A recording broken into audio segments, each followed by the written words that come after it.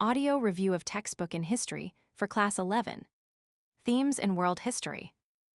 Welcome to the deep dive. Today we are taking a look at Chapter 1, called Writing and City Life, from the materials you sent us about early societies. Yeah, this is fascinating stuff. We're essentially going back to the very beginning of, well, two massive things. Yeah. Cities and writing. Exactly. Forget dusty textbooks. Think of this as unlocking the secrets of the very first urban hubs and the ingenious way humans started keeping track of it all. You send us this chapter, and we're going to try and connect the dots. Right. And you're probably wondering, how did we go from these small scattered settlements to, bustling early cities?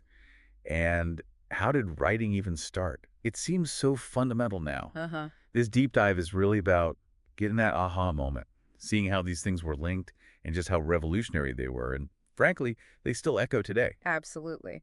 So this chapter takes us straight to the earliest cities in Mesopotamia, that's modern-day Iraq for context, and it's kind of mind-blowing how much archaeology tells us. It really is. We get glimpses of craftspeople, scribes who must have been super focused laborers building these huge structures, and then the priests and rulers kind of overseeing it all. And our goal today is really to pull out the main ideas from this chapter. We want to understand why this explosion of writing and city life right there in Mesopotamia was such a pivotal moment. Yeah, make it clear, make it engaging, but without drowning in, ancient Sumerian tax codes or something. Exactly. Get the core understanding. Okay, so let's set the scene. The story kicks off in the Fertile Crescent, specifically Mesopotamia, the land between the Tigris and Euphrates rivers. Now, it wasn't just called fertile for fun, right? There was a good reason. Precisely. The geography there was absolutely key. I mean, the name Mesopotamia itself is Greek for land between the rivers. Yeah. These rivers, the Tigris and Euphrates, they flooded annually. Ah, okay. And that flooding deposited this incredibly rich silt, perfect soil for early farming, like nature doing the fertilizing for you every year. So, prime real estate for getting agriculture going. But I imagine it wasn't all easy. Rivers flooding sounds unpredictable. You're spot on. Huge opportunities, but also big challenges. The floods could be destructive. The rivers might change course. So communities had to figure out how to manage the water. Like irrigation. Exactly. Irrigation systems, ways to control the floods. And that required people working together, organizing themselves on a bigger scale than before. It sort of pushed them towards cooperation. Which leads us to settled agriculture, kicking off maybe 10,000 years ago. This fertile land, the need to manage it, people start planting roots, literally, domesticating wheat, barley, sheep, cattle. Yeah, it's this gradual shift away from being nomadic hunter-gatherers. You get a reliable food source, populations can grow, villages start forming. The chapter mentions this on page 3. So goodbye wandering, hello knowing your neighbors, and probably knowing their sheep, too. Pretty much. But it's crucial, as page 2 notes, this didn't happen overnight. Even after villages appeared, it took thousands of years for real cities to emerge. No instant metropolis. Okay, fast forward quite a bit then to around 5000 BCE. Things start getting more urban. In southern Mesopotamia, villages start morphing into something bigger. Yes, and the chapter highlights two main pathways for this. Some settlements grew around temples as the main center. Right. Others developed primarily as centers for trade. Kind of like today, you might have a capital city focused on government and then a big port city focused on commerce. That's a good way to think about it. The archaeology suggests these two main engines. The temple as an organizing force, managing resources and religion, and then strategic locations buzzing with trade. And then there's Uruk. That name pops up a lot. Sounds like the New York or London of its day, the big one. Oh, definitely. Uruk is hugely significant, one of the earliest true cities. The chapter mentions its size starting around 250 hectares near 4200 BCE. Which is already pretty big. Right. And then growing to 400 hectares by 2800 BCE. Wow, that's massive for that time period. Walking across that must have been a trek. Absolutely. It signifies a huge concentration of people and, crucially, the sophisticated organization needed to support them. It's not just a large village. It's a different way of living together. And these temples, they weren't just for, praying and rituals. They were like the command centers, weren't they? Dedicated to gods like Inanna, goddess of love and war, quite the combo, or Nana, the moon god at Ur. That's right. They were managing resources, organizing craft production. It sounds like part church, part factory, part Amazon warehouse, all rolled into one giant building. That's actually a really good description. Their role was incredibly diverse. We have evidence, like page 18 mentions, of rations being given out to temple workers. Oh, okay. Payroll, basically. Exactly. It shows complex management systems. Yeah. These temples controlled land. They organized massive labor projects, building the temples themselves, the city walls. They were central to almost everything. Which I guess means not everyone was equal. You had the people running the temple, the elite, and then you had the craftspeople, the laborers. Page 19 hints at this social ladder starting to form. It seems inevitable, doesn't it? When you concentrate people and resources like that, specialization happens, hierarchies develop, differences in burials, the kinds of goods people had, it all points to social stratification. Okay, now let's switch gears slightly to something equally massive. Writing. Cuneiform, those cool wedge shapes pressed into clay, showing up around 3200 BCE in Mesopotamia. Yeah, the very beginning of recorded history, in a way. It's wild to think about. What were they first writing? Epic poems? Shopping lists? Dude, where's my chariot? Uh-huh. Well, probably closer to shopping lists initially.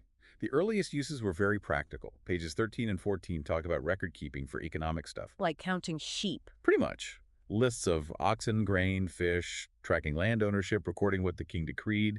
They found something like 5,000 of these early tablets just at Uruk. Wow, 5,000. So it was really about managing complexity. Exactly. As society got more complex, you needed a way to keep track of it all. It started as almost pictograms, little drawings, then evolved into these more abstract wedge shapes representing sounds or syllables. That's a big jump intellectually, from drawing a fish to symbols that mean fish. It's a huge leap. It required incredible abstraction and organization, as page 15 points out, a really sophisticated system. And let's be real, not everyone could read or write this stuff. It wasn't like today where literacy is widespread. No, absolutely not. Writing was a highly specialized skill. You had scribes, people who trained for years to master cuneiform. They must have been pretty important people, the keepers of the information. Extremely important. They were essential for administration, for religion, for passing down knowledge. It was a specific profession, and likely only a small elite could do it, which, again, reinforces those social divisions. Okay, so back to the cities for a second. The temples, we said, were economic engines too, managing grain, processing oil, organizing weaving. Yes, it was a hub of production and redistribution. The archaeology shows workshops and storage right there alongside the religious areas. They control the agricultural surplus. Central planning, ancient style. You could say that, yeah, Yeah. as a defining feature. And then, around 3000 BCE, you start seeing kings and palaces emerge alongside the temples. Guys like Embark of Uruk, building big walls, big temples. Right. This marks another shift. Kingship emerges.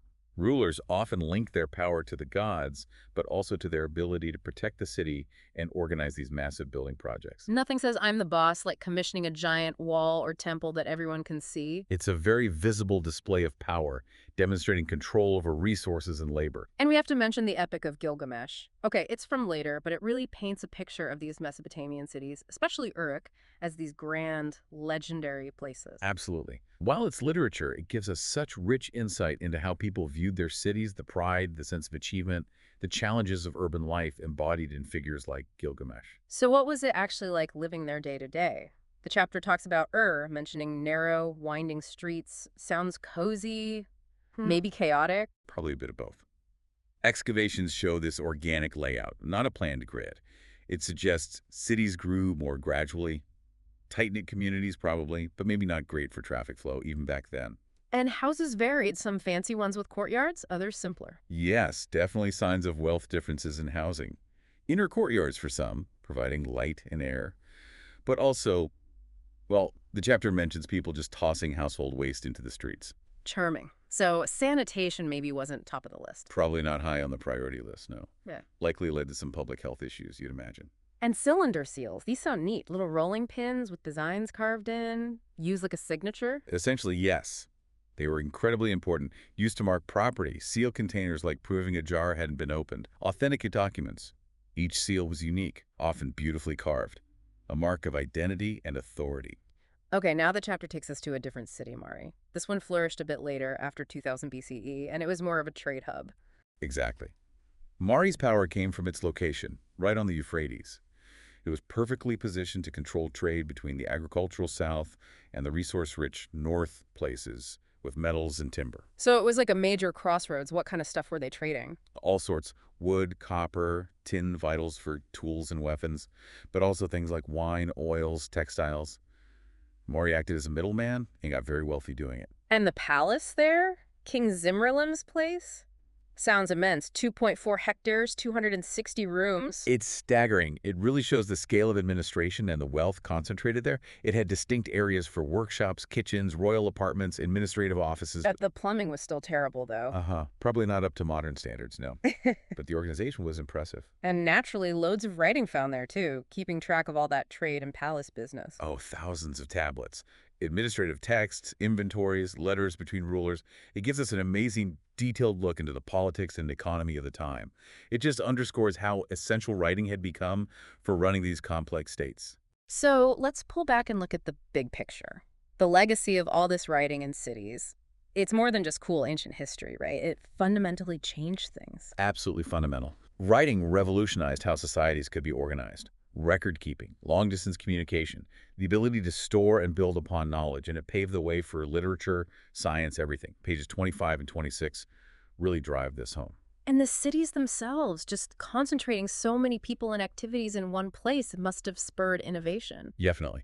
You get specialization of labor metal workers, potters, scribes. People exchange ideas. It leads to technological advancements like bronze tools, maybe more efficient use of the wheel, which existed earlier. It creates a dynamic environment. A sort of ancient think tank, but with more mud bricks. In a way, yes.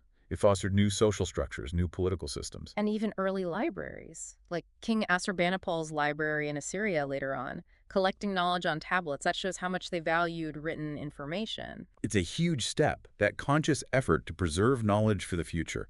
It shows writing had moved beyond just admin into accumulating wisdom and culture. So to wrap it all up, this deep dive into Chapter 1 shows that writing and city life in Mesopotamia weren't separate things. They grew together, feeding off each other. Exactly. Driven by the environment, by agricultural success, and just human ingenuity. Writing gave them the tools to manage the complexity. And cities became the places where that complexity and innovation could really flourish. Hubs of trade, power, and new ways of living. Hopefully, exploring this gives you a clearer picture of how these huge shifts happened and why Mesopotamia gets called the cradle of civilization. It really is amazing to see the roots of our own world in these ancient societies. And it makes you wonder, doesn't it? That need to manage resources and information drove writing in cities back then. How are similar pressures shaping our world now? Digital communication, massive global cities. What are the new forms of writing, the new kinds of organization emerging today?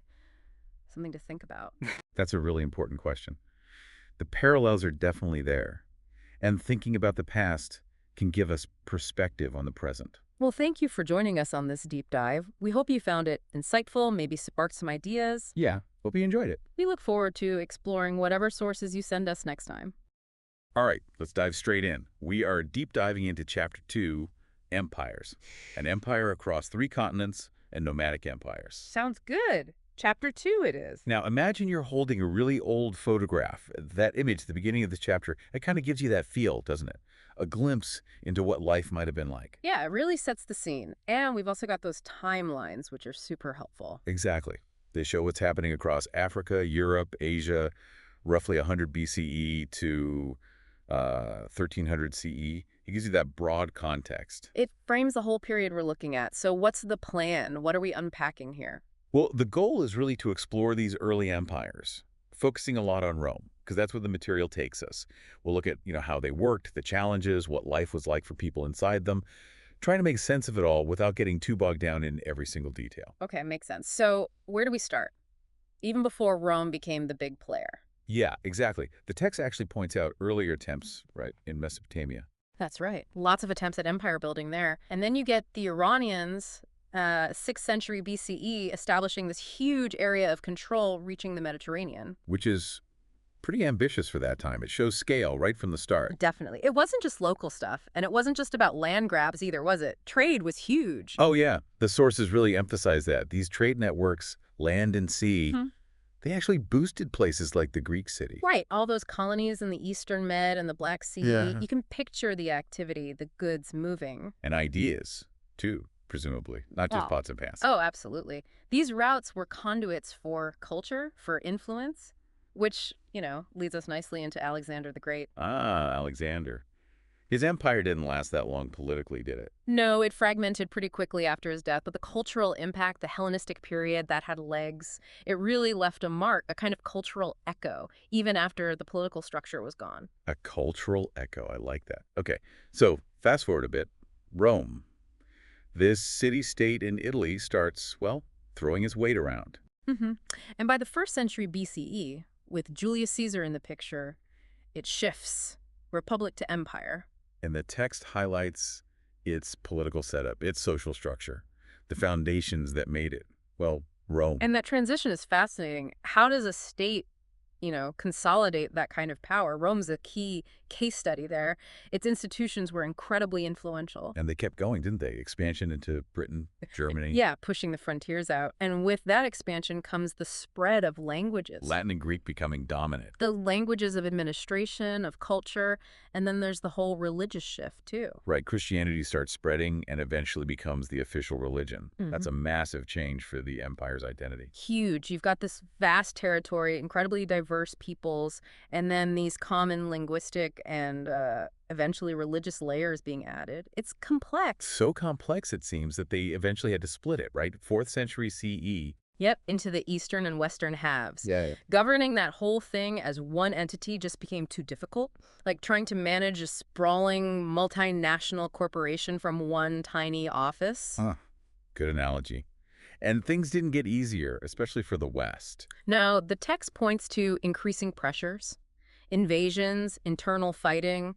It wasn't a sudden collapse, more of a gradual decline. Death by 1,000 cuts, sort of thing. You could say that, leading to its eventual fall in the 5th century CE and new kingdoms popping up in its place. But the East carries on. Yes, the Eastern Roman Empire, centered on Constantinople, what we often call the Byzantine Empire, it survives. But then another major shift happens. Islam, 7th century. Exactly, emerging with centers like Damascus, then Baghdad, and rapid Arab expansion follows. A completely new power dynamic in the region. And notice the theme, again, these new powers are also focused on controlling resources, controlling those same trade routes. It's a constant. And then you throw in nomadic groups, like the Turks and later the Mongols. Right. Adding another layer, they sweep in, disrupting things, also trying to control those lucrative trade networks. It's a real jostling for position. So the idea of a stable, unchanging empire, maybe that's a bit of a myth? Very much so, according to these sources. Internal conflicts, pressure from external groups, especially these pastoral peoples, there are ongoing challenges. Stability was often precarious. It makes sense. And you mentioned religion earlier, Christianity, and then Islam. Do they help hold things together sometimes among all the diverse people? That seems to be the case. A shared faith could offer a kind of social glue, a common identity that transcended, local languages or ethnicities within these big empires. Okay, let's zoom in now, really focus on the Roman Empire, using an empire across 3 continents material. 2nd century CE, it's just massive. Europe, North Africa, the Middle The East. sheer scale is mind-boggling. Imagine the diversity within those borders, languages, cultures, traditions. Like a giant ancient melting pot. And how do we even know about all this? The text mentions different types of sources. Yeah, historians rely on 3 main categories. You've got textual sources, written stuff, documents, letters, histories. Then material sources, things archaeologists dig up, like pottery, buildings, coins. Okay. And visual sources, mosaics, sculptures, public art, each gives us a different angle, a different piece of the puzzle. Right, like historical detective work. Yeah. So the early empire, kicking off with Augustus, 27 BCE, they had this concept, the Principate. That's it. The idea was the emperor was the princeps, the first citizen, so he held the real power. But they kept the outward forms of the republic going. Senators still met, there were still consuls. Ah, so maintaining appearances, like a CEO who insists everyone still call him by his first name, but he definitely runs the show. Kind of like that. It was a clever way to transition power without completely jettisoning the old system right away. This is different from the late empire period, where the emperor's power becomes much more overt, more autocratic. Gotcha. And the key players in this system, emperor, obviously, the Senate. The Senate, yes. Initially very powerful, full of the aristocracy, but its actual influence tended to decrease over time as emperors consolidated power. And the army. Can't forget the army. Absolutely central, the engine of conquest, but also crucial for maintaining internal order. And the text notes it was a professional force. Soldiers were paid, they signed up for a long term, typically 20 years or more. Wow, 20 years. That's a career, not just a summer job. Definitely a career. And that professionalism was a key factor in Rome's military dominance for so long. So how did they actually run this huge thing day to day? Administration must have been a nightmare. Well, they were quite pragmatic. They relied a lot on local elites, the wealthy landowners and officials in the provinces to manage local affairs, tax collection, keeping order. So Rome wasn't micromanaging everything? Not always, especially in the early empire. And taxes, surprisingly, were relatively light initially compared to later periods or other empires. Interesting. And the cities were important hubs. Crucial. Centers of administration, culture, economic activity. And the text makes this funny point. Sometimes places got designated as cities for administrative convenience, even if they weren't, bustling metropolises. Like getting an honorary degree, but for a town? Exactly, an honorary city status. But it wasn't all smooth sailing. You mentioned challenges. The text talks about a 3rd century crises.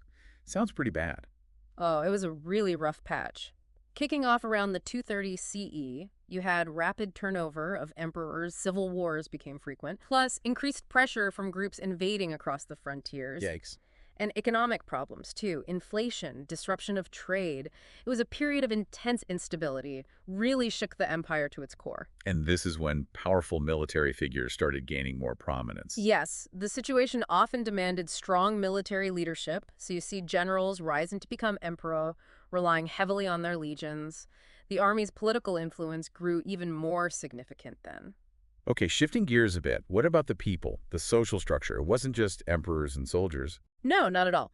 Roman society was highly hierarchical. You had the elites at the top, the senators, the slightly less elite but still wealthy equites or knights, Okay. then a kind of middle group, business people, local officials, and then the vast majority were the lower classes, the humiliores, farmers, artisans, laborers, And below them. slaves. A huge part of the Roman world, particularly in Italy and in large-scale agriculture or mining.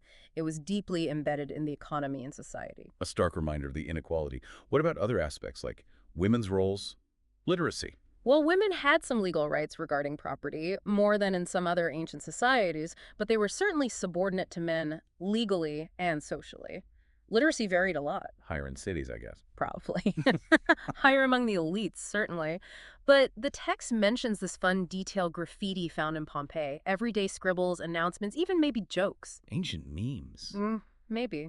But it suggests that basic literacy might have been more widespread in some urban contexts than we sometimes think, not just for the fancy folks. That's cool. Yeah. And culturally, despite Latin and Greek being official languages. It was still a mosaic. Lots of local languages and cultures continue to thrive across the empire. It wasn't monolithic. Right, okay, economy. Yeah. Agriculture was king. Right. Absolutely the backbone. And the text highlights regional specializations. Egypt was the breadbasket, producing huge amounts of grain. And olive oil from Spain and North Africa. Exactly. And wine from Italy and Gaul. These regions were interconnected through trade, supplying different needs across the empire. Driven by Roman coinage. A stable currency must have helped. Immensely. Roman coins were used everywhere, facilitating all this trade across vast distances. And the labor behind all this, we mentioned slaves. Yes, slavery was widespread, especially on large estates, the latifundia.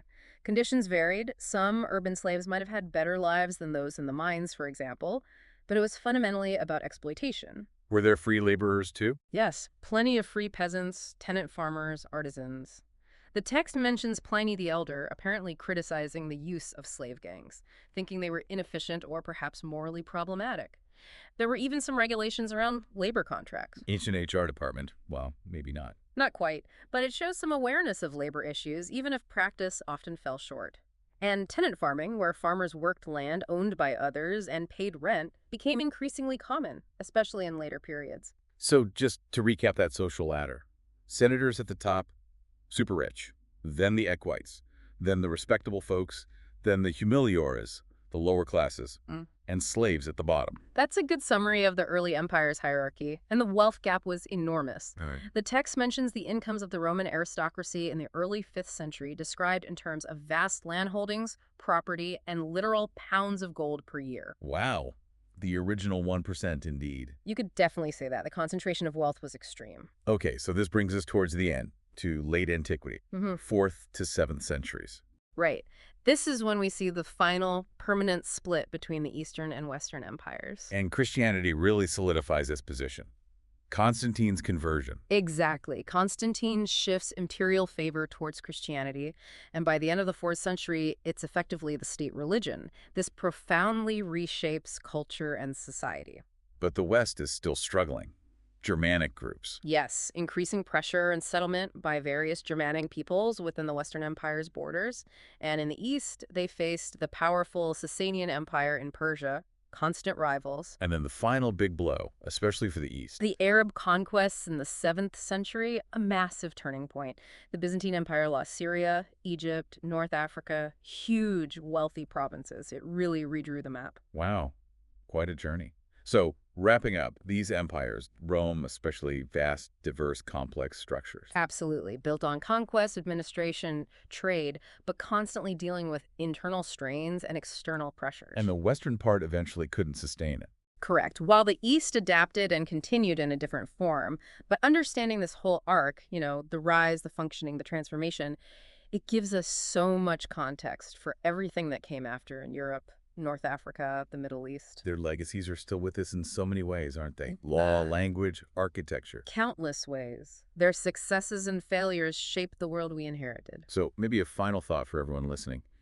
When you think about the challenges these huge ancient empires faced, managing diversity, economic ups and downs, internal conflict, external threats, do you see any parallels today in our own complex, interconnected world? What can we maybe learn from how they navigated it all or failed to?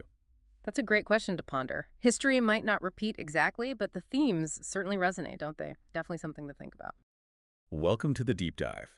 Today we are deep diving into Chapter 3, Nomadic Empires. Nomadic empires. It sounds like a contradiction in terms, doesn't it? It really does. Nomads, people always on the move, and yet somehow building these huge, sprawling empires. That's kind of the puzzle we're looking at today. Exactly. And this chapter zooms right in on probably the most famous example, the Mongol Empire. We're talking 13th, 14th centuries, mainly in the central Islamic lands and, well, across Central Asia generally. Right. It's the case study for how this seemingly impossible thing happened. How did a nomadic people create such a massive historical force, a force that really shook up established empires and even other nomadic groups? And you, our listener, shared your sources on this chapter, so our mission today is to unpack it all, the rise, the impact, how a nomadic society forged this incredible empire. Let's try and make sense of it. Okay, so first things first. This idea of nomadic empires, it does feel a bit like, I don't know, settled wanderers or something. The chapter flags this tension right away.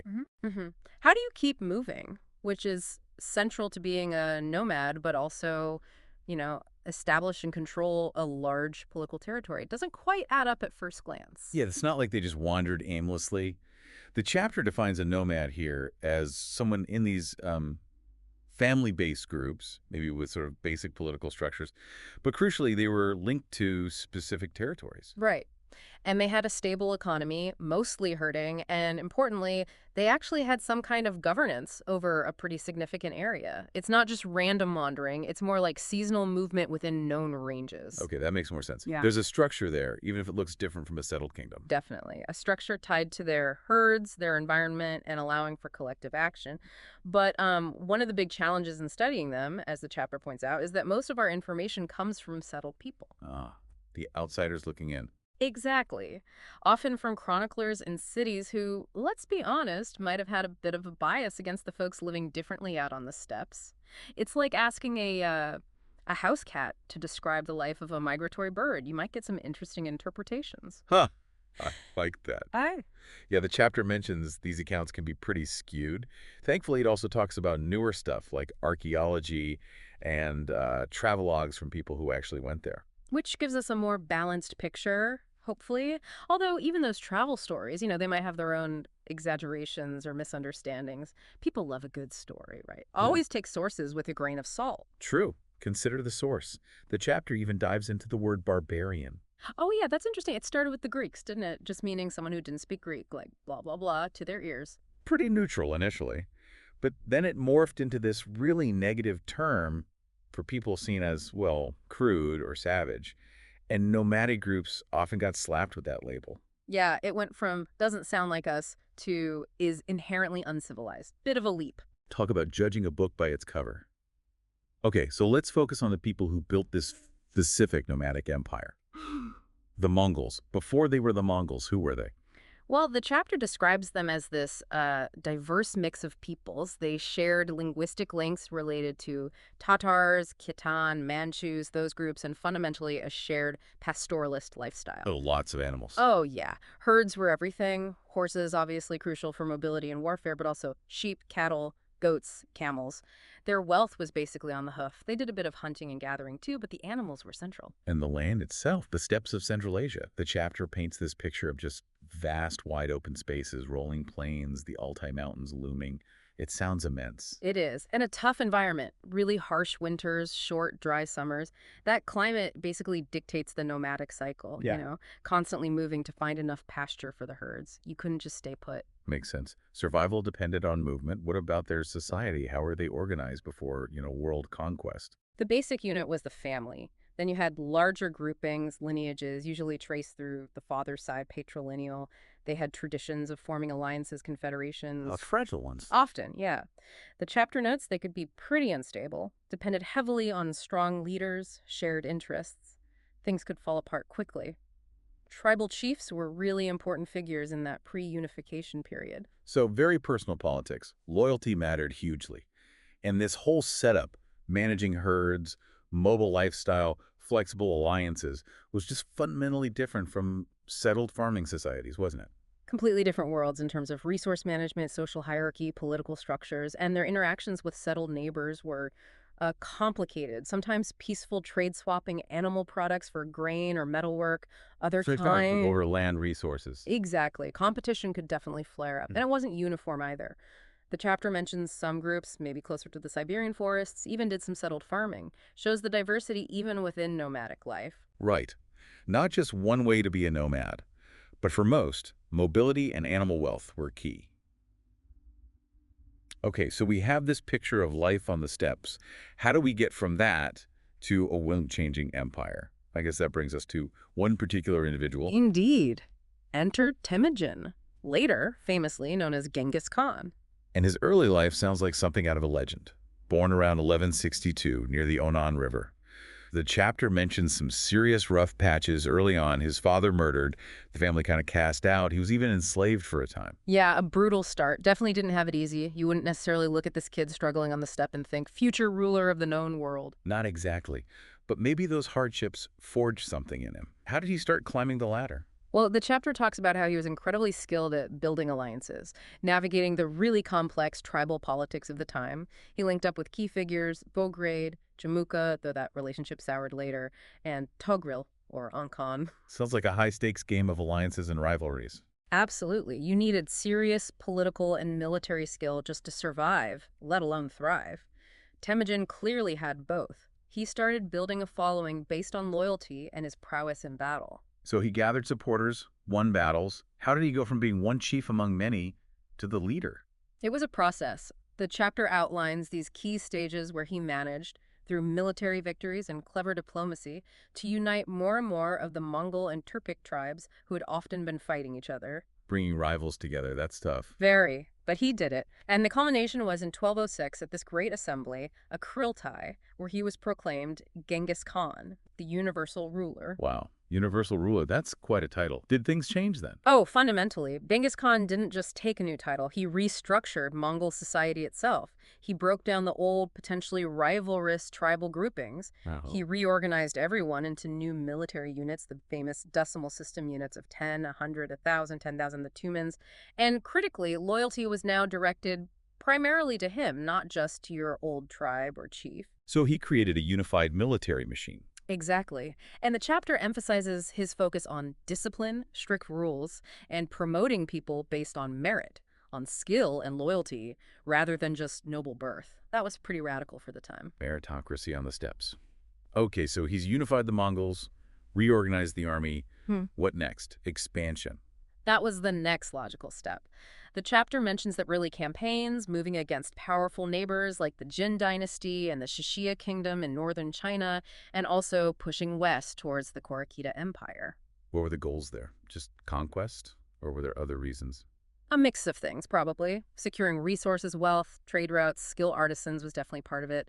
Projecting power, making sure neighboring states recognize their dominance. And maybe, as we'll see, a growing sense that they were destined to rule. These early campaigns kind of tested the waters. Set the stage for what was to come. Okay, so this Mongol military machine, what made it so ridiculously effective? It wasn't just good luck, was it? Not at all. The chapter breaks down several key factors. First, their mobility was just unmatched. Cavalry that could cover immense distances incredibly quickly. Outmaneuvering enemies was their The specialty. classic Mongol horse archer image. Exactly. Their horsemanship and archery skills were legendary, honed from childhood. But it wasn't just that. They had a surprisingly sophisticated communication system, messengers, relay stations, signals allowing them to coordinate huge armies over vast distances. So command and control was key. And discipline, a highly disciplined army that followed orders. And here's something interesting the chapter highlights. They became masters of siege warfare. Siege warfare. The nomads. How? They learned. They absorbed engineers and techniques from the settled peoples they conquered, particularly in China and Persia. They became very good at taking down fortified cities, which was crucial for conquering established empires. Wow. So they weren't just steppe warriors. They adapted incredibly quickly. That really changes the picture. It does. They were pragmatic learners. And the chapter doesn't shy away from the consequences of this effectiveness. It talks about the sheer scale of destruction in some campaigns. Cities like Bukhara, Herat, utterly devastated. The casualty figures mentioned are just staggering. A brutal reality check. It must have spread absolute terror. Unimaginable terror, yes. And often, this wasn't just random violence. It could be a calculated strategy to break resistance completely. To make an example, submission or annihilation. Chilling. And behind this, Genghis Khan had this vision, right? Something about the sky. Yeah, the chapter mentions this belief, apparently deeply held by Genghis Khan, that Tengri, the eternal blue sky, had destined him and the Mongols to rule the entire world. He reportedly passed this conviction on to his successors, like his grandson Munka. Talk about motivation. Believing you have a divine mandate to conquer everything. It's a powerful force. So by the time Genghis Khan died in 1227, the empire was already huge, stretching across much of Central Asia, parts of China, pushing towards Persia. But his death wasn't the end of the expansion, was it? Not by a long shot.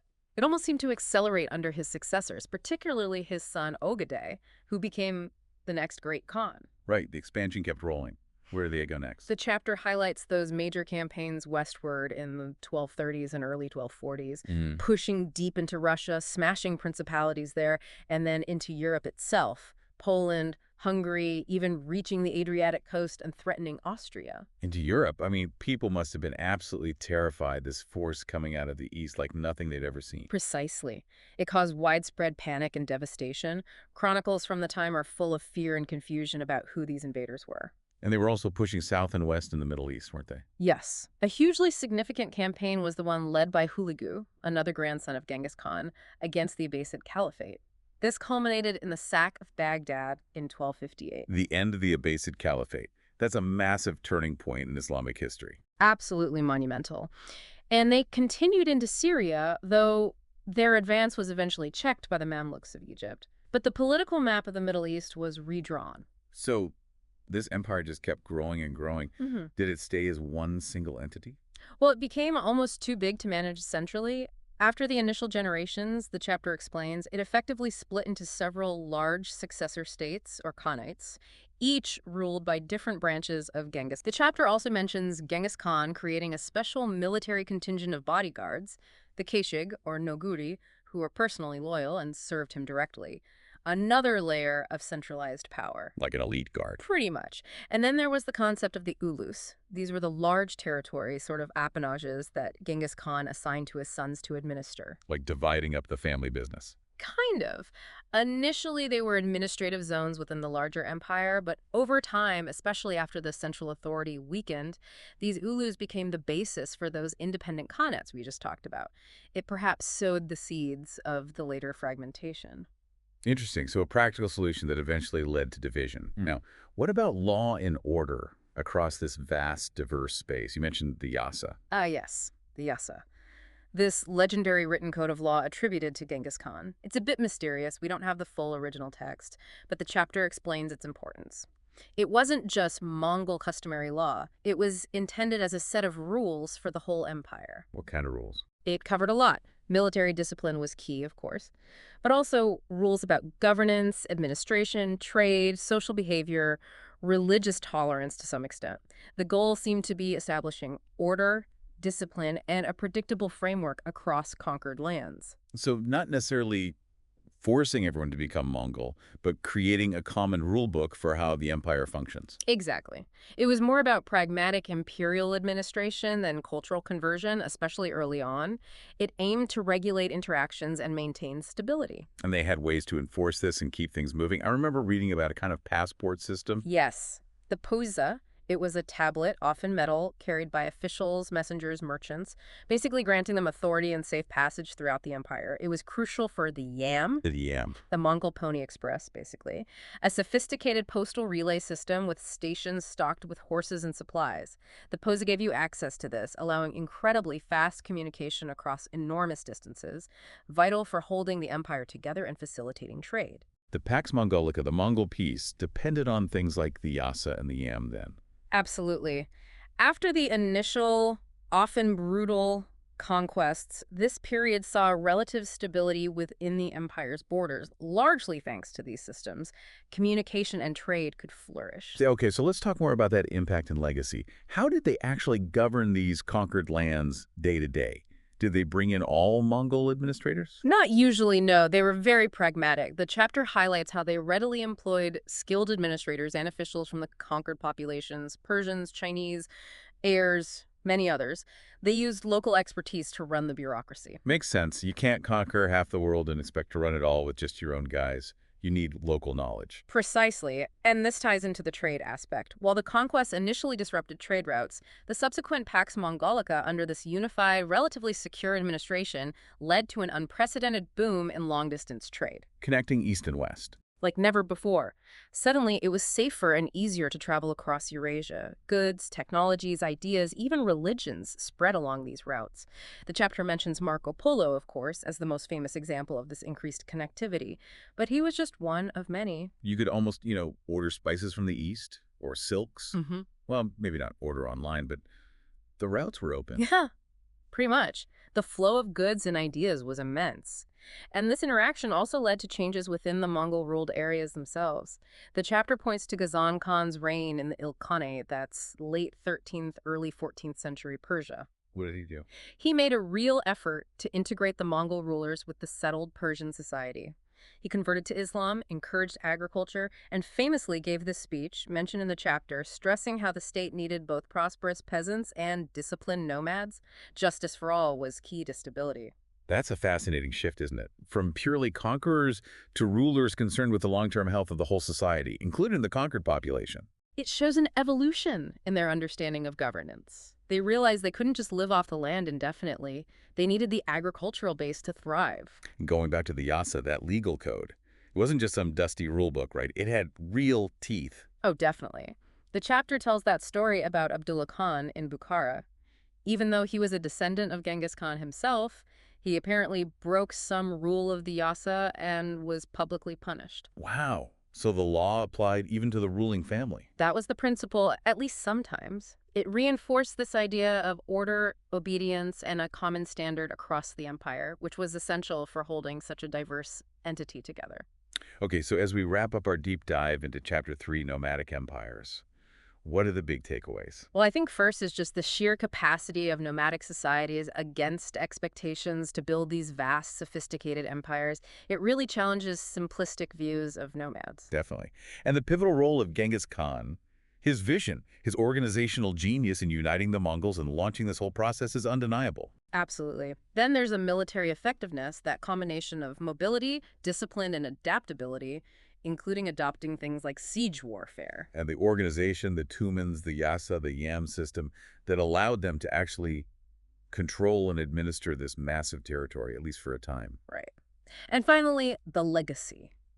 It's complex, isn't it? Immense destruction and upheaval on one hand, but also this unprecedented period of intercontinental connection, the Pax Mongolica, which reshaped trade, culture, and the flow of ideas across Eurasia. It really is mind-boggling, a nomadic force fundamentally altering the course of world history. So here's a final thought for you, the listener, to mull over. We've talked about these contrasting legacies, the brutal conquerors versus the facilitators of global connection. Considering everything, what single aspect of the Mongol Empire's legacy do you think had the most enduring impact on the world we live in today, and why? That's a great question. Lots to think about there. Definitely something to ponder. Thanks for joining us on the Deep Dive. Welcome to the Deep Dive. Today, we are deep diving into Chapter 3, The Three Orders. That's right. And this chapter, it really gives us a fascinating window into Western Europe between the 9th and 16th centuries. Right, a huge span of time. Huge.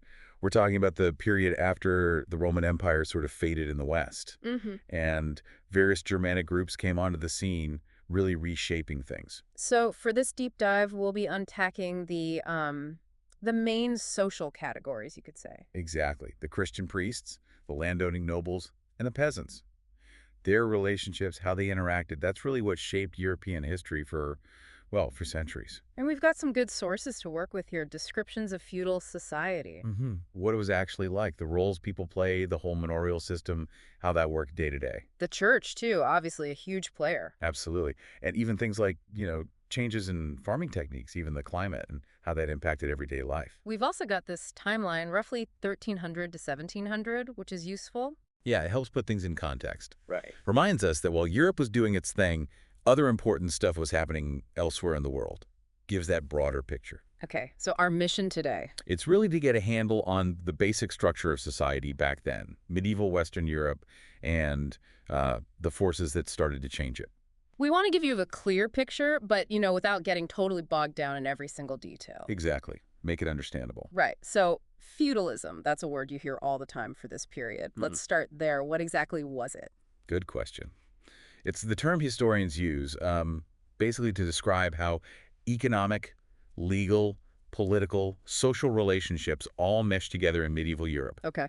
The word itself, it comes from an old German word, feud, which essentially meant a piece of land granted in return for service. Ah, okay. So, at its core, it was a system built on land ownership and, crucially, personal loyalty. Who owned what and who owed allegiance to whom. Land and loyalty. Seems pretty fundamental. Now, this chapter is called The Three Orders. What's that concept about? This was like the dominant way people at the time understood their own society. It was divided, conceptually at least, into three main groups. Three boxes people fit into? Sort of. First, those who prayed. That's the clergy, priests, monks, bishops. Their job was spiritual. Got it. Second, those who fought. The nobility, the knights, the lords. Their role was protection, military strength. Right. And third, those who worked. This is the vast majority, the peasants, cultivating the land, producing food and goods. So praying, fighting, working. Pretty much. And this idea, this framework of three orders, it was a really powerful concept that shaped how people saw the world for a very long time. Okay, let's dive into that second order then, those who fought, the nobility. Why were they considered so important? Well, the church, the first order, they often placed the nobles second, and they really emphasized their vital role in protecting society. Protecting from what exactly? Invaders.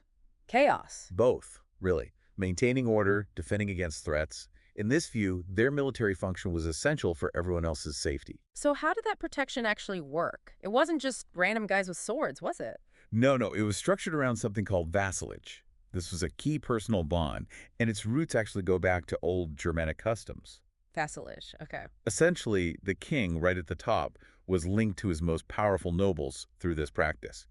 They were his vassals. Okay, so a direct link there. Yes. But it didn't stop there. Those big landowners, the lords, were vassals of the king. But they might also have vassals, lesser nobles or knights. And even down to the peasants, in a way, they were vassals of the lords whose land they worked. So it's like a pyramid structure, a chain of loyalty flowing downwards. That's a good way to put it. A chain of command based on personal promises. Promises. What kind of promises are we talking about? It was meant to be mutual. The lord, sometimes called the seigneur, promised protection and support to his vassal. Okay. And in return, the vassal, often a knight, pledged loyalty and, really importantly, military service when the lord called for it. So I'll protect you, you fight for me. Basically, yes. And these weren't just casual agreements. They were often sealed with formal ceremonies. Maybe religious oaths were involved. Sometimes a written document, a charter was drawn up, or a symbolic object like a staff or a clump of earth was exchanged. It was a serious commitment. So the knight promises to fight. What did he get out of it? Besides, not being on the Lord's bad side. Chuckles. Fair point. This is where the fief comes in. The faith. To enable the vassal to actually perform that military service, you needed horses, armor, weapons, time to train the lord, granted him land. That land was the fief. Ah, so the land supported the knight. Exactly. It gave him the income, the resources, the peasants working it, everything he needed to maintain himself, his household, his military gear. It was his economic base. So these nobles running their fiefs, they had quite a bit of power in their own areas then. Oh, absolutely. Noble status came with major privileges. They had almost total control over their property and the people living on it. They often acted as judges, settling disputes, punishing crimes within their territory. And, as you mentioned, some even had the right to coin their own money. That really shows you the level of local authority they could have. Making your own money, that sounds like a sweet deal. Where did these powerful folks live? Just hanging out on the manor? Well, they lived on large estates, the manors, which were the agricultural centers, but increasingly, especially the more powerful ones, built castles. Castles? Okay, now we're talking medieval times. Right. And these weren't just homes. They were powerful symbols of authority and obviously key defensive structures. They projected power. Makes sense. Now, what about the knights specifically? Were they all big shot lords? Not always. By around the 11th century, you see knights becoming a more distinct group within that noble order. They were the mounted warriors, the cavalry. The guys on horseback. Yes. But maybe they were younger sons who didn't inherit the main estate, or perhaps men who gained status through military skill. Often they held smaller fiefs, just enough land to support themselves and fulfill their military obligation to their lord. That was their primary function. So how did you become a knight? Was there like knight school? Chuckles. Not quite knight school, but there's a definite path. Young boys from noble families often started as pages in another noble's household. Learning manners and stuff. Manners, yes, but also basic weapon handling. Then they become squires, directly assisting a knight, learning combat, caring for his horse and armor. It was an apprenticeship, really. Okay. And then actually becoming a knight, being dubbed, was a big ceremony. Oh. Often involved religious blessings, receiving your sword and spurs, taking oaths. It was a major life event. Sounds intense, and I guess they needed to practice all that fighting skills somewhere other than actual war. Tournaments. Exactly. Tournaments became super popular. It was a chance for knights to show off their skills, engage in mock combat, though it could still be dangerous, gain prestige, maybe win prizes. Like medieval sports events? Kind of, yeah. A big spectacle, a display of martial prowess. Fun for everyone. Well, maybe not always for the knights who fell off their horses. Chuckles. Right. Okay, so we have the nobles fighting, controlling land. How was that land, the manor, actually organized and worked? The manorial estate? Yes. The manor was the fundamental economic unit, especially in the earlier medieval period. It was controlled by a lord. And this is where the peasants lived. This is where the villages were, where the peasant families lived and did the actual farming. A big manor could have dozens of families living on it. Sounds like a self-contained little world. Were they completely self-sufficient? They largely aimed to be, especially early on. Ideally, everything needed for daily life was produced right there on the manor. Like what? Grain for bread and ale, timber for building, wool or flax for cloth. You'd usually find essential craftspeople too. Yeah. Blacksmith for tools and horseshoes, maybe a carpenter, a stonemason if needed. They tried to cover all the bases locally. Okay, so how was the land itself divided up? Who got to use what? Typically, it was split into a few key parts. First, there was the Lord's domain. Yeah, D-E-M-E-S-N-E. That was the land the Lord kept for his own direct use, his personal fields. The produce from this went straight to him. Okay. Then you had the peasant holding strips of land allocated to individual peasant families to farm for themselves, for their own subsistence. And the rest? And finally, there was common land, pastures for grazing animals, woodlands for gathering firewood, perhaps ponds or streams. These resources were shared by the community, including the lord. So the peasants farmed their own strips, but they also had to work the Lord's domain. That's a crucial point, Yeah. yes. They had their own land to worry about, but a major obligation was labor service, Me. meaning they had to work a certain number of days each week or during specific seasons like harvest on the Lord's domain lands, cultivating and bringing in his crops. For free, essentially. Wow. Okay.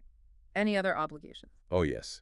They might owe some limited military service, though less than knights. Yeah. And very commonly, they had to pay rent, often in kind. In kind, like not money. Right. They'd pay with a portion of their own harvest grain, chickens, eggs, maybe some livestock, whatever the agreement was with the Lord. It sounds like they were doing a lot of work for the Lord. What about their freedom? Could they just decide to leave? For many, especially those classified as serfs, freedom was heavily restricted. Serfs were legally tied to the land, Tied to the land. Meaning, meaning they couldn't just pack up and leave the manor without the Lord's permission. They were part of the estate, in a way. Their lives were very much bound to that place and that lord. that's a major restriction. Okay, so we've covered the fighters and the workers. Let's loop back to the first order. Those who prayed, the clergy. How powerful was the church back then? Immensely powerful. The Catholic Church wasn't just a spiritual force, it was a major landowner, a political influencer, an economic powerhouse. More than just Sunday service, then. Much more.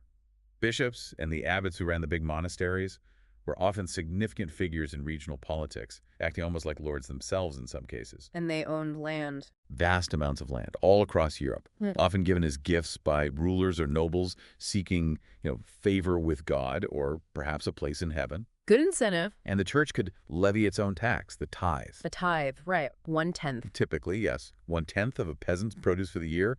That was a huge source of revenue for the church, and obviously another burden for the peasants. 10% off the top. Yeah. What was the church structure like? Was it organized? Very much so. A clear hierarchy. You had local parish priests serving the villages. Above them were bishops, overseeing a larger area called the diocese. Okay. Then archbishops overseeing multiple dioceses. And at the very top, in Western Europe, was the Pope in Rome, considered the head of the church. Got it. And monasteries keep coming up. What was their role? Were they just places monks lived? Monasteries housed communities of monks, and nunneries housed nuns. They often chose to live apart from the main settlements, sometimes in quite isolated places. Why isolation? Part of it was about dedicating their lives to God, away from worldly distractions. Monks and nuns took vows, typically chastity, poverty, and obedience to the rules of their order. So spiritual retreats. That was central, yes. Centers of prayer and religious life. But they did much more. Monasteries were vital centers of learning. Learning. How so? Well, literacy wasn't widespread. Monks often ran scriptoriums where they meticulously copied manuscripts by hand, religious texts, classical works. They preserved knowledge that might otherwise have been lost. Wow, so they were like living libraries and copy machines. In a way, yes. They also provided charity, helping the poor, sometimes offering basic health care or lodging for travelers. They played a really multifaceted role in society. Any famous examples? Sure. The Benedictine order, founded by St. Benedict in Italy way back in 529, was hugely influential. Its rules shaped monastic life for centuries. Later, the monastery at Cluny in France, founded in 910, became famous for its reforms and influence. And you mentioned friars earlier. How were they different? Right, friars emerged later, around the 12th century. Unlike monks who stayed in their monasteries, friars moved among the people, preaching, teaching, and living off charity. Think of the Franciscans or Dominicans. They were more out in the world. Okay, fascinating range within that first order. Now, back to the third order, the workers. Were all peasants basically the same, living the same life? Not quite. There were important distinctions, mainly between free peasants and serfs. Free versus serf, what's the key difference? More holidays for the free ones. Tuckles, if only. No, the main difference was legal status and the degree of obligation. Free peasants generally held their land as tenants of the lord. They still owed obligations. Like some limited military service, maybe 40 days a year, and definitely labor service on the lord's domain, maybe a few days a week. And they paid rent, often in kind, sometimes cash later on. Okay, so still lots of duties. How are serfs different? Serfs were the ones we mentioned who were bound to the land. They couldn't leave without the lord's okay. They also owed labor service, often more than free peasants, and paid rent. They generally had fewer rights and more restrictions. They were less free, essentially. So peasant life, free or serf, sounds like relentless hard work. Absolutely. It was overwhelmingly agricultural labor, sun up to sundown during busy seasons, farming their own little plots just to survive, plus fulfilling all those obligations to the Lord. And the burdens didn't stop there, right? You mentioned taxes. Correct. Besides the labor and rent to the Lord, peasants faced other demands. There was often a direct tax imposed by the king, called the taille in France, for example. And crucially, the clergy and nobility were usually exempt from this direct tax. So the poorest group paid the direct tax, the richest didn't. Largely, yes. Plus, they paid the tithes to the church. And then there were often fees owed to the Lord for using essential facilities on the manor, his mill to grind grain, his oven to bake bread, his wine press. Wow. It's like fees everywhere you turn. It could certainly feel that way. Multiple layers of obligations. And peasant families tended to be large, so making ends meet on their small plots was a constant struggle. A tough existence. Okay, let's shift gears slightly. The chapter talks about factors that affected all this social economic relations. The environment, for instance. How did that play in? The environment was hugely important. Think about the early period, 5th to 10th centuries. Europe was heavily forested, lots of woodland and pasture. Agriculture was expanding slowly as people cleared land. More land available. Yes, but conditions for peasants weren't necessarily great. The sources suggest dissatisfaction, some peasants even fleeing into the forests to escape the Lord's control. Really, risking the wilderness. Apparently so. But then, from about the 11th century onwards, something changed. The climate seems to have gotten warmer, more stable for a few centuries. A medieval warming period. Something like that. And this warmer weather, combined with more political stability in some areas, really boosted agricultural expansion. Better weather helps crops, obviously. Anything else change? Yes, big technological changes too. A key one was a heavier plow. Heavier. Yeah, often with an iron plowshare to cut the soil and a mold board to turn it over properly. The older, lighter wooden plows just scratched the surface, especially on the heavier clay soils common in northern Europe. This new plow could dig deeper, improve drainage, bring up nutrients. Made farming more effective. What pulled it? Usually teams of oxen. Strong, steady beasts. But slow, right? Slow, yes. Yeah. Which leads to another change. The increasing use of horses for plowing. The horses are faster. Much faster. Yeah. So you could potentially cultivate more land in the same amount of time. But horses needed better equipment, a different kind of harness that didn't press on their windpipe, and importantly, iron horseshoes to protect their hooves. Little things making a big difference. Absolutely. And then there was the shift in crop rotation, the three-field system. Right, you mentioned that. How did it work again? Okay, so instead of the older two-field system, plant one field, leave the other fallow or resting, they divided the land into 3 fields. You'd plant one field in the autumn, maybe with wheat or rye, plant a second field in the spring with something like oats, barley, or legumes like peas and beans, and the third field would be left fallow. And then rotate each year. Exactly. So 2/3 of the land was productive each year instead of just half. Plus, the spring crops, especially the legumes, help put nitrogen back into the soil, improving fertility. Clever. So, more food. Significantly more food production resulted from all these changes, climate, technology, methods. What did that lead to? Well, more food can support more people, so the population started to grow quite a bit from the 11th century onwards. And potentially, some peasants might produce a surplus beyond their own needs, which could be sold or traded. Maybe a slight improvement in living standards for some. Ripple effects across society. Let's talk about land use again. You mentioned open fields. What did that look like? Right. Before all these big changes, with the simpler plows, fields were often smaller, maybe irregular. The dominant system was often the open field system. Meaning no fences. Pretty much. The village's arable land was divided into maybe 2 or 3 large fields. And within those large fields, each peasant family would farm several narrow strips of land. Scattered around. Not all in one block. Often scattered, yeah. So your strips might be next to your neighbor's strips in different parts of the large fields. No permanent hedges or fences separating them. Would do it like that. It might have ensured a fairer distribution of different qualities of land, and it facilitated communal activities like plowing with shared ox teams and grazing animals on the stubble after harvest. And then you had the common lands nearby for pasture and resources. A very communal way of farming, and the new tech changed this. Gradually, yes. The heavier plows worked better on larger, longer fields, and the 3-field system required more organized rotation. It led towards more structured, productive agriculture over time. Okay, things are changing. More food, population growth. And then the chapter suggests a sort of fourth order starts to appear towns. Yes, this is a really crucial development. Starting around the 11th century, we see towns and cities growing significantly across Western Europe. Why then? What caused this urban growth? It's linked to that agricultural surplus we talked about. More food meant not everyone had to be a farmer. You could support specialized craftspeople, merchants. People doing other jobs. Exactly. Trade increased, and towns grew up as centers for markets, for exchanging goods. Also remember, the serfs tied to the land. Yeah. Towns offered a potential escape route. There was often a saying, Stadt Luft macht the frei. Town makes free. If a serf could live in a town for a year and a day, often they could gain their freedom from their lord. Wow, a real incentive to move. What were these early towns like? Big cities. Initially, many were quite small, maybe a marketplace in the center, a church, houses clustered together. Often they built walls around them for defense. We see pictures, like of Reims in France, showing these compact, often walled communities. And the people living there, the townspeople, they didn't fit the old three orders, did they? Not really. They weren't clergy praying, weren't nobles fighting, weren't peasants working the land in the same way. They were artisans, merchants, shopkeepers, involved in crafts and commerce. A whole different way of life. Yes, and they organized themselves differently too. Guilds became really important. Guilds, like trade unions. Sort of, but more comprehensive. You had merchant guilds regulating trade, and craft guilds for specific trades, weavers, bakers, shoemakers, etc. They set standards for quality, controlled who could practice the craft, set prices, trained apprentices.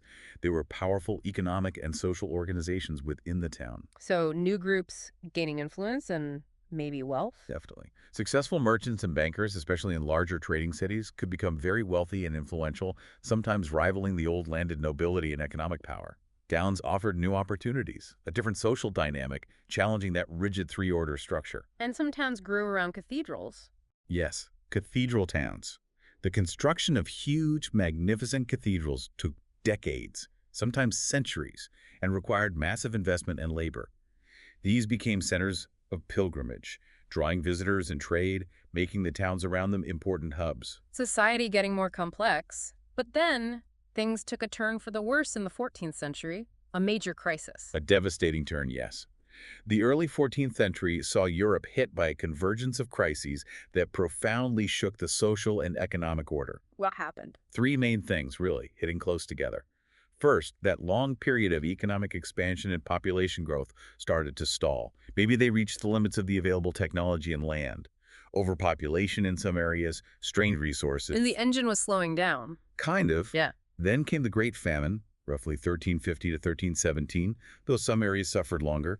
Terrible weather, too much rain, cold summers led to massive crop failures across large parts of Europe. People starved. Widespread starvation, disease followed malnutrition, mortality rates spiked. It was a terrible period. And just when things couldn't get worse. The Black Death arrived.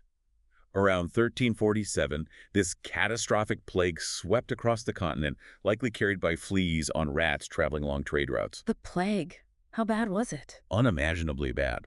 Estimates vary, but it's thought that maybe 20% of Europe's entire population died between 1347 and 1350. Some places lost 40% or even more. Entire villages wiped out. 20 to 40%. Mhm. That's staggering. What did that do to society? The consequences were massive. The most immediate was a drastic labor shortage. So many people died, Which meant which meant surviving peasants and laborers were suddenly in higher demand. Their wages actually went up significantly in many places. Yeah. Lords were desperate for workers. a silver lining for the survivors. In a purely economic sense, perhaps. But it also meant less land was cultivated, agricultural output dropped, trade was disrupted, and the psychological impact, the fear, the grief, the questioning of why this was happening was immense. Social structures were deeply shaken. Did all this hardship lead to unrest? People fighting back? It certainly did. The 14th century saw major social unrest, including large-scale peasant revolts. Like where? Flanders saw revolts in the 1320s, the Jacquerie in France in 1358, and maybe the most famous, the Peasants' Revolt in England in 1381. What were they revolting about? Just the plague? It was a combination of things. Economic hardship, resentment against lords trying to hold on to old privileges, or even increased demands despite the labor shortage, frustration with taxes and wars, a desire for better conditions, more freedom. The old order was definitely being challenged from below. A real pressure cooker situation. And finally, the chapter mentions political changes happening around the 15th, 16th centuries. What was going on there? Yes, alongside these social and economic shifts, the political landscape was also changing. We see monarchs in several key states becoming more powerful, centralizing their authority. Who are we talking about? The chapter mentions figures often called the new monarchs. Louis XI in France, Henry VII in England, Ferdinand and Isabella in Spain, Maximilian I in the Holy Roman Empire. They were consolidating power. How did they do that? What were their strategies? Several things. They worked on building more effective, centralized administrations, bypassing some of the old feudal structures. They got better at collecting taxes, which allowed them to fund standing armies. Standing armies, not just relying on feudal needs. Exactly. Mhm. Professional soldiers, often infantry armed with pikes or early firearms, paid directly by the king. This reduced their dependence on nobles providing knights. It also shifted the military balance. Cannons could batter down castle walls, undermining the nobles' defensive advantage. So kings up, nobles maybe? That was the trend, yes. They were actively working to reduce the independent power of the great feudal lords. The political center of gravity was shifting towards the monarchy in many places. And you mentioned England and France took different paths with things like Parliament. Right. England had its parliament, which over time gained more influence, particularly regarding taxation. France had its Estates General, representing the three orders. But it arguably never achieved the same level of consistent power relative to the monarch as the English Parliament did. Different trajectories were emerging. It's amazing how it all connects the social order, farming, disease, technology, politics. It's not just separate boxes. Not at all. Medieval Europe was dynamic, constantly changing. We've looked at that core three-order structure, the roles within it, the relationships, but also how environmental changes. New farming tech, the rise of towns, devastating crises like the plague, all pushed and pulled at that structure, leading to significant transformations. It definitely gives you a much richer understanding than just kings and knights. It shows how society evolved, leading towards the modern world. It really does. Understanding this period is crucial for grasping how modern European states and societies developed. So to leave our listeners with something to think about. Well, considering how unequal that three-order system was, and then the sheer shock of events like the Black Death, how did that combination of inherent tension and sudden crisis actually pave the way for new ways of organizing society and politics? Yeah, how does breakdown lead to breakthroughs, maybe? Exactly. And maybe more pointedly for today, can we still see echoes of those medieval power dynamics based on land, status, obligation, wealth playing out in our own societies, even in very different forms? Something to mull over. Definitely food for thought. Thanks for joining us for this deep dive into the three orders. Welcome to the Deep Dive. Today, we are deep diving into Chapter 5, Changing Cultural Traditions. Yeah, this is a fascinating one. We're looking at Europe roughly from the 14th century right up to the end of the 17th. Big changes. Huge changes. And we'll be looking at, historical texts, even some visual stuff, to try and get a real feel for it. Exactly. The goal isn't just dates and names, but understanding the shifts in thinking, the sort of cultural currents that we're moving underneath. Right. So let's dive in. Where do we start? The 14th century. Things are shifting away from the medieval world. Pretty much. It's not an overnight switch, of course, but you see Europe moving towards something we might call more modern. Towns are growing. That's a big factor. More people living in towns, not just scattered in the countryside under feudal lords. Exactly. And alongside that, there's this growing awareness of, well, the classical world. Yeah. Ancient Greece and Rome. Like digging up old history books and thinking, wow, these guys were on to something. Sort of. It provided a contrast to the immediate past, the medieval period, where the church was, central to almost everything. Okay, so the church's role was dominant, but now maybe other ideas are bubbling up. Individualism. That's definitely part of it. A growing sense of what individuals could achieve, the choices they could make. Less focus purely on religious doctrine guiding every single step. And luckily for us, there's quite a bit of stuff left from this time. Documents, art. A fair amount, yes. Especially compared to earlier periods. We have letters, official records, art, buildings. It gives us a window. Okay, so you mentioned towns growing. Italy seems key here. Absolutely crucial. Remember, after the Western Roman Empire collapsed centuries before, Italian cities had, well, they declined quite a bit. Lost their mojo, so to speak. You could say that. But then they started to revive, and a big driver was trade. Ah, trade. Makes sense. Italy's location is pretty good for that. Perfect, really. At this time, Italy wasn't one country. You had the Pope in Rome, feudal setups elsewhere in Europe, but Italian coastal cities, they started trading heavily with the Byzantine Empire, that's the Eastern Roman Empire, which still existed, and also with Islamic countries, Okay, so interacting with different cultures, different ideas. and different knowledge. Plus, later on, the Mongols opened up the Silk Route more securely for a time, allowing trade even with China. All this brought wealth pouring into places like Venice, Genoa, Florence. And wealth means power, right? Even without huge armies. Precisely. These cities became quite independent. We call them city-states. Think of them as tiny countries run by the city government and merchants, not feudal lords. They played a central role. City-states. So Venice, for example, we have that quote from Cardinal Contarini in 1534. What does that tell us? It's really interesting. He talks about citizenship, who gets to be involved in governing men over 25 on the council. But he also points out this debate.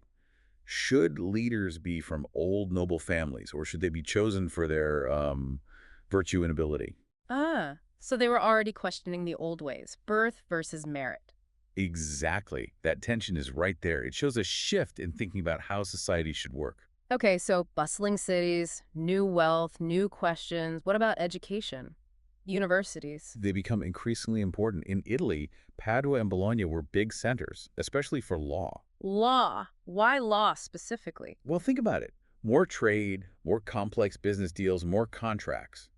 You need people who understand the rules, who can write things down properly, who can interpret agreements, notaries, lawyers, administrators. Ah, practical needs driving intellectual growth. Makes sense. And that practical need for understanding written rules and agreements, it naturally led people back to studying Roman culture. Because the Romans were big on law and organization. Very much so. They had sophisticated legal systems, lots of writings on governance. So studying Roman law led to a broader interest in Roman literature, history, philosophy. And this connects to humanism, doesn't it? What did that term actually mean back then? It sounds kind of broad. In the early 15th century, it was quite specific. A humanist was basically a teacher focusing on what we now call the humanities. Grammar, rhetoric, the art of speaking and writing, effectively poetry, history, moral philosophy. Okay, so like liberal arts today? Sort of, yeah. But the key thing was their source material. Classical Latin texts, sometimes Greek. They were reviving the study of these ancient authors. And we see figures like Petrarch getting famous for this. He was crowned poet laureate in Rome in 1341. That's quite something. It was a big deal. Shows the growing prestige of this classical learning. And universities like Florence were established around this time too, embracing these studies. And these humanists, they had a pretty strong opinion about the time before them, right? The Dark Ages. They did. They saw the centuries after the fall of Rome as a dark age, a period of decline. They believed they were restoring true civilization. They even coined the term Middle Ages or medieval period for that time in between antiquity and their own new age. A bit harsh on the Middle Ages, maybe. Perhaps. But it shows their mindset. They saw themselves as bringing back the light of classical knowledge. Now, speaking of that classical knowledge, it wasn't just sitting forgotten in dusty European libraries, was it? What about the Arab world's role? Oh, absolutely crucial. We can't overstate this. While European humanists were rediscovering Greek and Roman texts, many of those same texts had been preserved, translated, studied, and even built upon by scholars in the Islamic world throughout the Middle Ages. So the knowledge transfer wasn't just Roman Renaissance Italy, there was a vital link through Arab scholarship. A massive link. Arab scholars made huge advances in mathematics, astronomy, medicine, philosophy. Think of algebra, algorithms. Those words come from Arabic. Right. And major works like Ptolemy's Almagest on astronomy or Avicenna's medical encyclopedia, Yeah, they came into Europe often through Arabic translations into Latin. exactly. Figures like Ibn Sina Avicenna in the West or Al-Razi were giants whose work deeply influenced European thinkers for centuries. They weren't just preserving, they were innovating. So the humanists benefited hugely from this intellectual bridge. Definitely. The availability of these texts, often via Arabic, helped fuel the humanist movement and get these subjects into European universities. It's a much more connected story than just Europe rediscovered Greece and Rome. That's a really important nuance. Okay, so we have these intellectual shifts. How does this play out in art? Did painting suddenly look different? Dramatically different in many ways. Artists like Donatello started creating sculptures, for example, that were incredibly realistic, capturing human anatomy and emotion in a way that hadn't been the focus for a long time. Much less stylized than typical medieval art. More lifelike, more human? Yes. And then you get figures like Leonardo da Vinci. The ultimate Renaissance man, The right? guy who did everything, painter, inventor, scientist. Mona Lisa, The Last Supper, studied anatomy, flight. He embodies that spirit of boundless curiosity and skill in multiple areas. And artists like him were obsessed with realism. They used techniques like perspective, geometry, studying light and shadow to make flat paintings look three-dimensional. Where did they learn that? Was it all rediscovered Roman techniques? Partly inspired by classical sculpture, definitely, but also new techniques like using oil paints, which actually came to Europe partly through contact with the East, possibly linked to Mongol technologies. Mhm. Gives you richer colors, more blending possibilities. Wow, even oil painting has this complex origin. And Michelangelo, of course, Sistine Chapel ceiling, the Pieta sculpture. Another giant. His work has that incredible power and anatomical accuracy.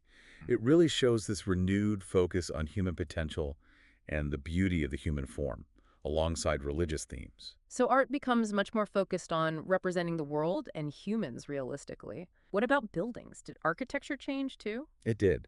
Similar to art and literature, architects look back to classical Rome for inspiration. You start seeing the revival of Roman styles, arches, columns, domes in 15th century buildings. Like they were trying to rebuild Rome, literally. In a way, yes. Yeah. Especially in Rome itself, after about 1417, there was a conscious effort to restore the city's grandeur, echoing the imperial past. Architects studied ancient ruins. And we have key figures here. Brunelleschi. Filippo Brunelleschi, famous for designing the massive dome on Florence Cathedral. An incredible engineering feat, inspired by Roman structures like the Pantheon, but also innovative. Still amazing to look at today. Absolutely. And Leon Battista Alberti, another key figure. He wasn't just an architect. He wrote influential books on architecture, blending classical principles with ideas about proportion, beauty, and designing for human use. Not just monumental, but human scale, too. Okay, so art and architecture are reflecting this classical revival and focus on human experience.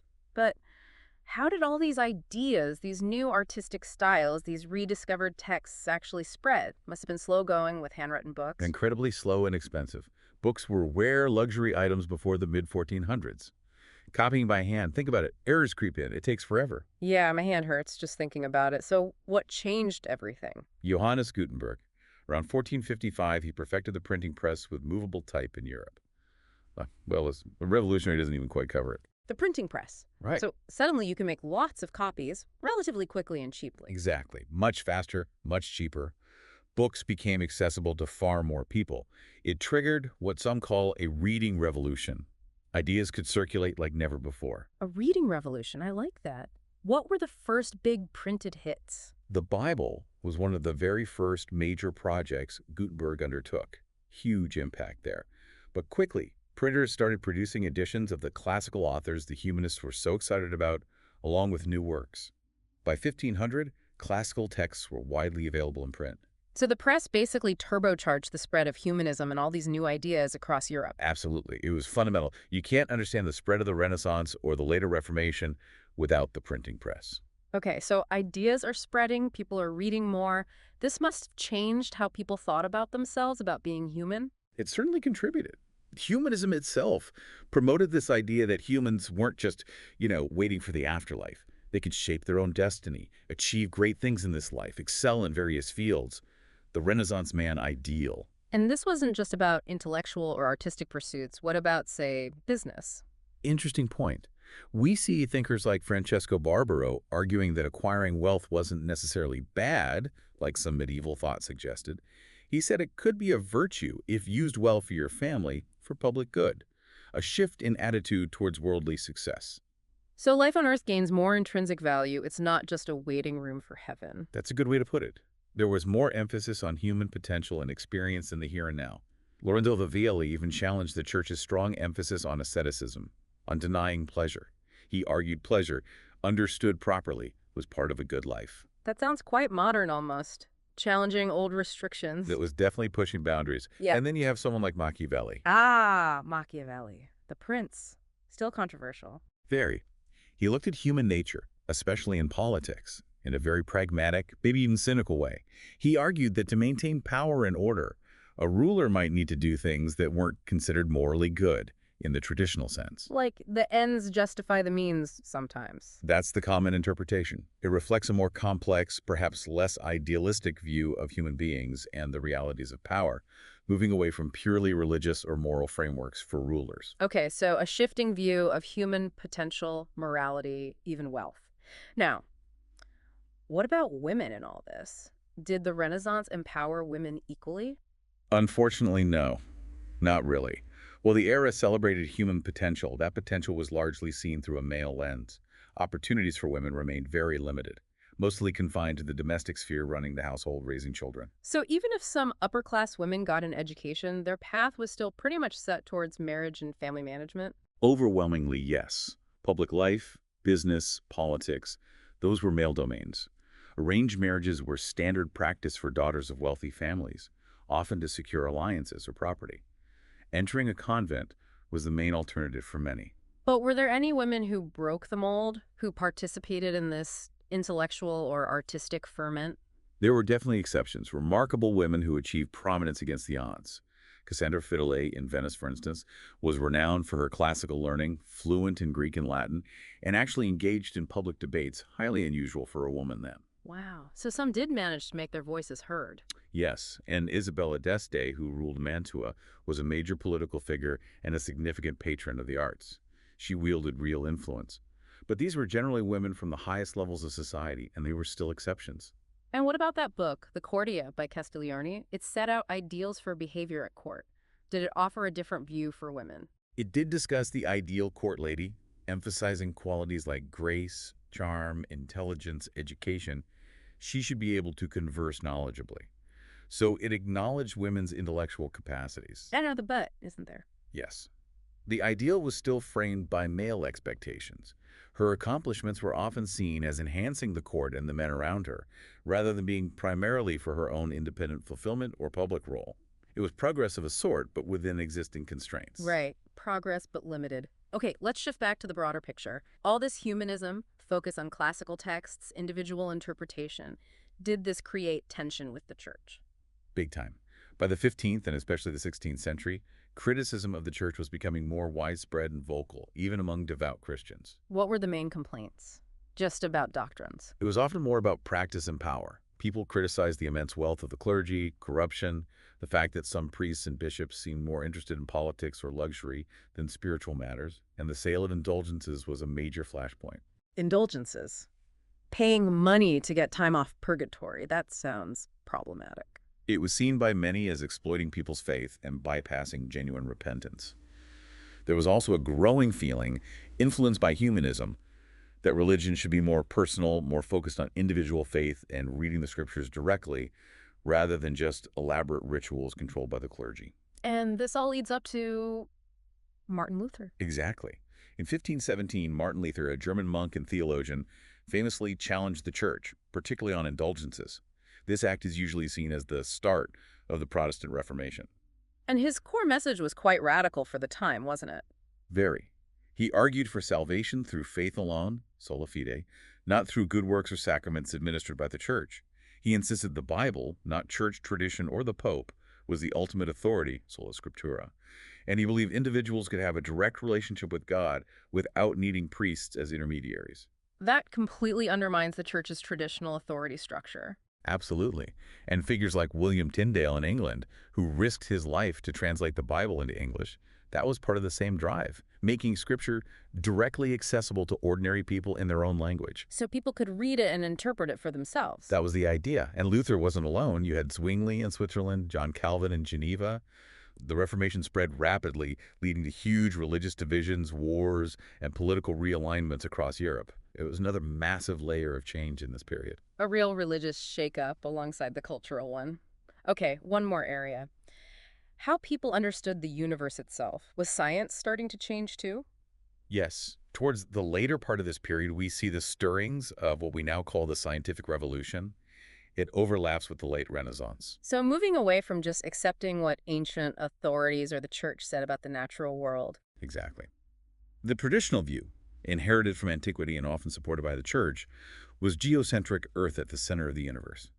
But thinkers started questioning this, based on observation and mathematics. Copernicus is a key early figure here, though his main work was published right after his death. Suggesting the Earth wasn't the center, that must have been mind-blowing. Hugely controversial.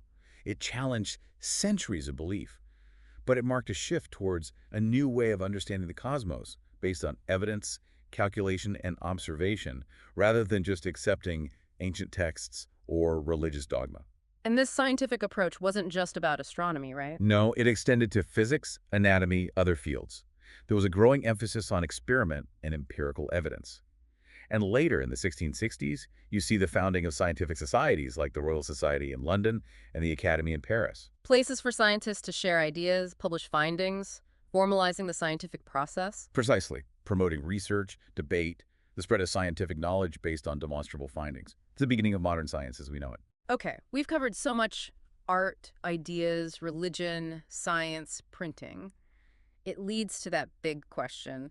Should we really call this whole period the Renaissance? Was it truly a rebirth? That's the million-dollar question for historians. The traditional idea, popularized by someone like Jacob Burckhardt in the 19th century, was definitely yes. He saw it as a sharp break from the dark Middle Ages, a sudden flowering of genius inspired by antiquity. With the lights suddenly coming back on in Europe. That was the narrative. But, most historians today see it as more complex. More shades of gray. Definitely. They emphasize the continuities with the Middle Ages. Many Renaissance ideas had medieval roots. Change happened unevenly. Italy was different from Northern Europe. It wasn't a sudden universal transformation. So maybe rebirth is too strong. It wasn't like the Middle Ages were completely devoid of culture or learning. Not at all. There was significant learning and cultural activity in the Middle Ages. The Renaissance built on that, redirected it, accelerated certain trends, but it wasn't starting from zero. And many aspects of medieval life and thought continued right alongside the new ideas. So it's less a sharp break and more a period of intense and significant change, building on the past, but also forging new directions. I think that's a better way to frame it. What you do see clearly is that growing emphasis on human agency, the rise of the individual, the exploration of the natural world, and maybe a shift in balance between the purely religious focus and a greater interest in secular life and worldly affairs.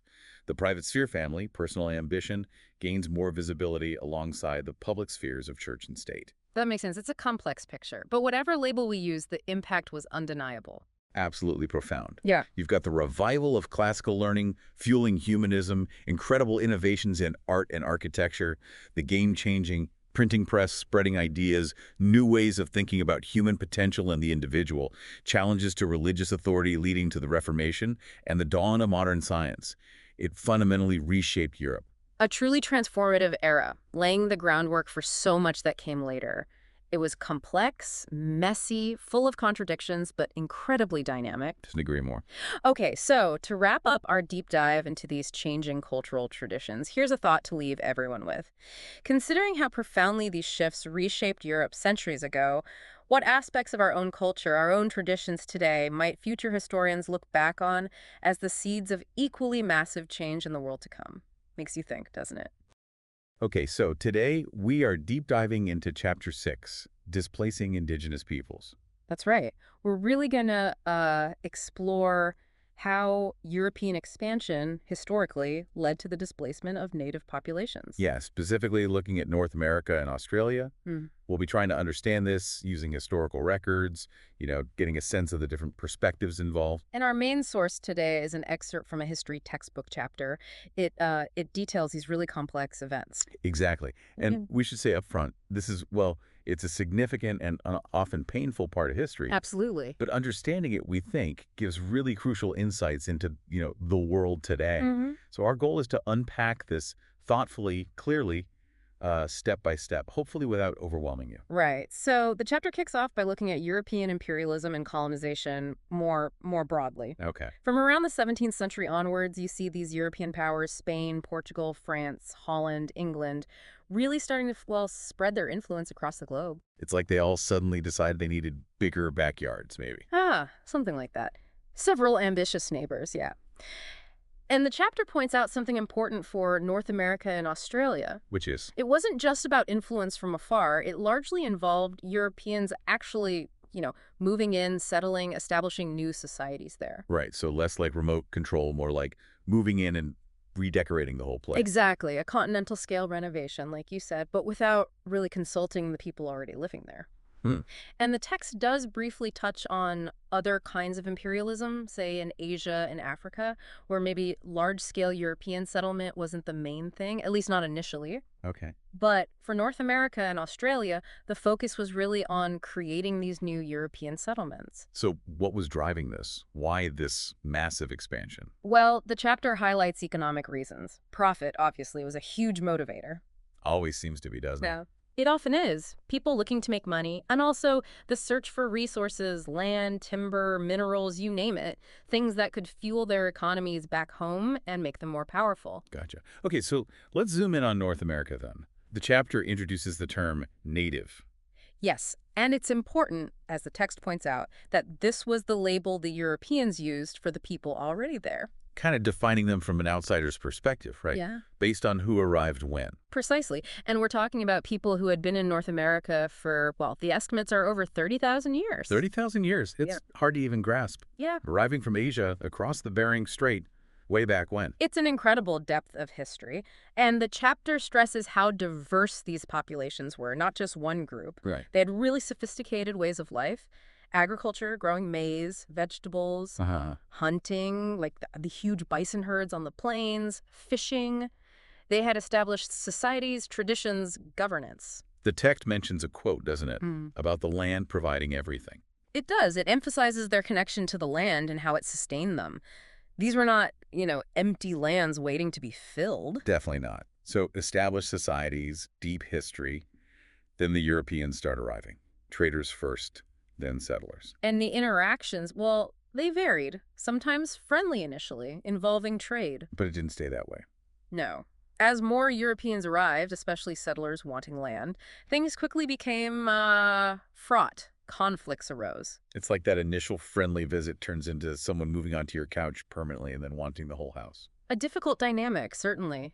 And one of the most immediate and devastating impacts, something the chapter highlights, was disease. Ah, yes. The diseases the Europeans brought with them. Exactly. Things like smallpox, measles, common in Europe, but completely new to the Americas. The native populations had no immunity. And the result was just catastrophic, wasn't it? Absolutely catastrophic losses of life. It's hard to overstate the impact. Yeah, it's sobering. The chapter also talks about mutual perceptions, how each side saw the other. Right. It wasn't just a one-way street of judgment. Europeans often viewed native people through their own lens, sometimes seeing them as uncivilized. Which says more about the European perspective than their reality, usually. Often, yes. And importantly, the native peoples formed their own views of the newcomers. Some saw Europeans as greedy or dishonest, breaking promises. The source mentions Wordsworth and Jefferson, giving glimpses of these differing views. It does. Just brief examples to show that complexity. History isn't simple heroes and villains. It's about different people with different worldviews interacting. Absolutely. And a huge point of difference was land, right? Land ownership. A fundamental conflict. Europeans came with this very specific idea of private property, owning land individually, buying it, selling it, fencing it off. Which was just not how many indigenous cultures related to the land. Exactly. For many, land was communal, sacred, something you belonged to, not something you owned like a possession. It was a source of identity, sustenance, spirituality. So a total mismatch in concepts. The Europeans just couldn't grasp why they wouldn't own it like they did. The chapter suggests it was very difficult for them to understand, or perhaps sometimes convenient not to understand. It just didn't fit their framework. Right. So this misunderstanding, or difference, fuels the next part. Treaties and land dispossession, particularly in the USA. Yes. The U.S. government acquired vast amounts of land through purchases, like the huge Louisiana Purchase, Okay. and through treaties signed with native tribes. But the chapter emphasizes these treaties were often problematic, How so? often negotiated under duress with unequal bargaining power, sometimes with terms misrepresented or deliberately misunderstood, and even when signed. They weren't always honored? Frequently not, or interpreted in ways that benefited the U.S. government and settlers. It was a system often stacked against the tribes. And when treaties or purchases weren't enough, or settlers just wanted the land anyway? Then you saw conflict and forced removal. Hmm. The chapter gives the example of the Cherokee removal, the Trail of Tears. A truly horrific event. Thousands forced from their ancestral homelands in the southeast, driven west under brutal conditions with immense loss of life. all because settlers wanted their land, especially after gold was found there. And there's a quote from Chief Justice John Marshall mentioned. Yeah. Highlighting the legal and moral struggles even within the U.S. system at the time, though ultimately the removal went ahead. It was just devastating. The chapter includes a population table, too, for 1800. It does. Comparing the USA and Spanish America, and the numbers for Native Americans are starkly lower than European and other populations, a direct consequence of disease, war, and displacement. And the pressure didn't let up. The gold rush in California. Another wave of displacement. Thousands of prospectors flooded into California, overrunning native lands with very little regard for the people living there. Just pushed aside in the rush for gold. Pretty much. And eventually, the chapter explains, this policy of removal and confinement led to the creation of reservations. In both the U.S. and Canada. Yes. Designated areas, often on less desirable land, where native populations were forced to live, separating them from the lands the settlers wanted. Okay, so that's the broad picture in North America. Arrival, disease, conflict over land and concepts of ownership, broken treaties, forced removal, reservations. Let's shift to Australia. Right. Similar themes emerge, but with distinct features. First, the timescale of Indigenous presence is even longer. The chapter says over 40,000 years of Aboriginal habitation. 40,000. Incredible. An incredibly deep connection to that continent. Absolutely. Then the British arrive. And a key concept here mentioned in the text is terra nullius. Latin for nobody's land. Exactly. It was the legal doctrine the British used. They essentially declared Australia empty, legally speaking, ignoring the tens of thousands of years of Aboriginal presence and ownership systems. Staggering, like walking into a fully lived-in house and declaring it empty because the ownership papers aren't in your language. It was a foundation with profound consequences. The first British settlement, a penal colony, was established in Sydney in 1788. Starting as a place for convicts, but becoming a settler colony. Yes. And like in North America, European settlement brought disaster for the indigenous population. Disease again. Yes, new diseases took a heavy toll, plus violence and systematic dispossession from their traditional lands and the resources they relied on. The chapter mentions the Daruk people around Sydney. It does, as an example of the immediate negative impact of settlement on a specific group, disrupting their way of life, breaking their connection to country. And legally, how were Aboriginal people viewed? Initially, not as British subjects with equal rights. The chapter has a table comparing the status, highlighting this inequality. They were largely outside the protection of colonial law. Treated as fundamentally different and lesser. That was the effect. Meanwhile, the colonial economy developed, focusing on sheep farming. Which needs a lot of land. A lot of land. And mining later on. Both activities led to further encroachment onto Aboriginal lands, sparking more conflict. Is that relentless pressure for land and resources again? It is, and the chapter also notes restrictive laws and policies targeting Aboriginal people. Things limiting their movement, controlling their lives. And it alludes to the removal of children, right? Even if it doesn't use the term stolen generations. It does. It mentions the later National Sorry Day apology in 1999 for children who were lost or taken from their families over a long period, from the 1820s right up to the 1970s, a policy aimed at assimilation. Just heartbreaking. But the chapter ends on a slightly more, well, acknowledging note, with later recognition of rights. Yes, towards the end of the 20th century, things began to shift, slowly. The High Court's 1992 Mabo decision was crucial. That overturned terra nullius. Legally, yes. It recognized that native title Aboriginal land rights based on traditional law and custom existed before 1788 and could still exist. A landmark moment. And the National Sorry Day apology in '99? A symbolic but important public acknowledgement from the government of the pain and injustice caused by those past policies, especially the removal of children. So looking back at both places, North America and Australia, what are the big overlaps the chapter shows us? Well, the devastating impact of European arrival is clear in both. Disease, the loss of land, violence, the marginalization of the indigenous peoples. These are strong, tragic parallels. History echoing across continents, sadly. But any key differences the chapter points out? The big one is probably terra nullius in Australia, that explicit legal idea that the land was empty. Whereas in North America, there was at least the process of treaty making, however flawed. Exactly. Even though treaties were often unfair or broken, their existence implied some sort of negotiation, some recognition, however minimal or cynical, of pre-existing groups and claims. Australia's starting point was, legally, denial. Okay, so wrapping up this deep dive into Chapter 6, what are the core takeaways for you? I think the main thing is just how profoundly European expansion reshaped these continents, largely at the expense of the people already living there. It was driven by the desire for land and resources, often justified by, frankly, discriminatory ideas. And it's crucial, as the chapter implies, to see this not just as distant history. Absolutely not. Understanding this past is vital for understanding the present, the ongoing issues, the inequalities, the challenges faced by Indigenous communities today. The legacies are still very real. Yeah. Which really leaves us with a question for you, the listener, to think about. Mhm. How do these histories of displacement continue to shape society, politics, economics in North America and Australia now? What does grappling with this history actually mean today? And, what responsibility do current societies have to acknowledge and address these legacies? A lot to chew on there. Definitely crucial questions stemming from this history. Welcome to the deep dive. Today, we are deep diving into Chapter 7, which is called Paths to Modernization. That's right. And we're focusing in on East Asia here, mainly looking at China and Japan, starting around the 19th century. It's such a critical period, isn't it? Because both nations were facing this huge challenge.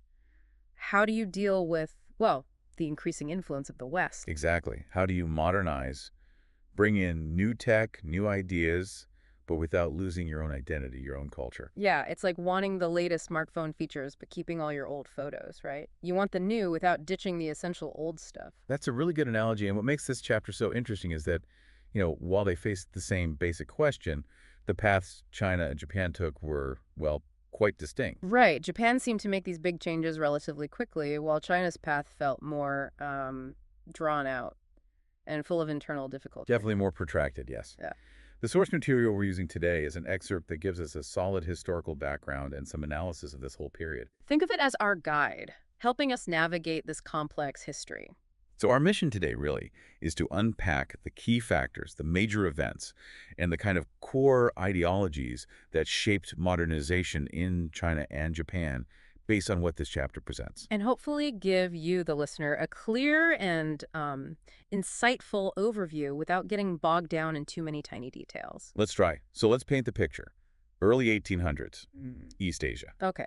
In China, you've got the Qing dynasty, a massive empire, centuries of established rule. hmm And then there's Japan, which had been largely isolated for a couple hundred years under the Tokugawa shogunate. Right. This military government, the shogunate, held the real power, not the emperor who was more symbolic then. Precisely. They deliberately limited contact with the outside world, trying to maintain stability and control. But that kind of isolation couldn't really last, could it? Especially with Western powers expanding. No, it couldn't. And the big moment came in the mid-19th century when the U.S. Navy, under Commodore Perry, essentially forced Japan to open up to trade. A bit of a shock to the system, I imagine, like someone suddenly clicking down your door when you thought it was locked. Definitely a shock. And it really highlighted Japan's vulnerability at that point. And this is where we see that first major difference in response compared to China, isn't it? Yes. Instead of trying to resist or ignore the West completely, the Japanese leadership, or at least influential parts of it, decided that survival meant actively reforming. They decided to build a modern nation state, almost learning from the West to eventually compete with it.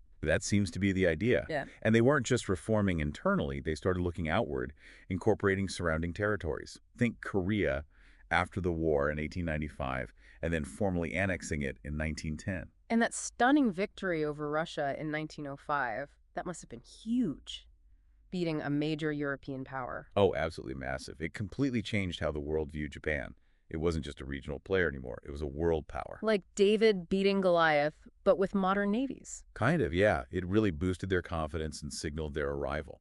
And the key internal driver for all this was the Meiji Restoration in 1868. Exactly. There was already discontent with the shogunate's handling of foreign pressure, and a movement grew to restore the emperor to, well, actual power. So it wasn't just about tradition, but using the emperor as a symbol and a force for national unity and modernization. Yes, the slogan was very much about strengthening the country, catching up with the West, learning their techniques in industry, military, politics. Learning fast, it seems. What about the political system they set up? Well, the emperor was officially the head, But in practice, power shifted to a group of reformers, advisors, and eventually a more complex state apparatus. And education was central to this, right? Hugely central. By the 1870s, they established a new, modern school system. It became compulsory for boys fairly quickly, and by 1910, it was essentially universal. Wow, that's rapid It progress. was. And the curriculum wasn't just reading and writing. It heavily emphasized loyalty to the emperor, national myths, and the duties of being a Japanese citizen. Building that national identity was key. And they looked abroad for models.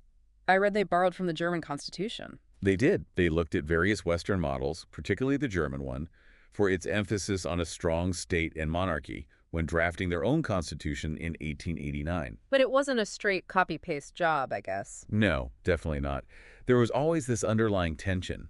On one hand, you had some democratic ideals being introduced, like a parliament, the Diet, but on the other, you had a very powerful military and bureaucracy that weren't always accountable to elected officials. So a mix of modern structures, but still quite authoritarian in practice. That's a fair assessment, especially early on. Now, alongside politics, there's the huge story of industrialization. Right. And the government wasn't just sitting back, was it? They were actively involved. Very actively. They initiated industries, imported technology like textile machinery from Europe, funded model factories, and really pushed for development. Infrastructure, too, like railways. Absolutely. The first railway line, Tokyo to Yokohama in 1872, was a landmark moment. Imagine the impact of that kind of connection. Game-changing. And this led to the rise of those big business conglomerates, the zaibatsu. Yes, the Zaibatsu.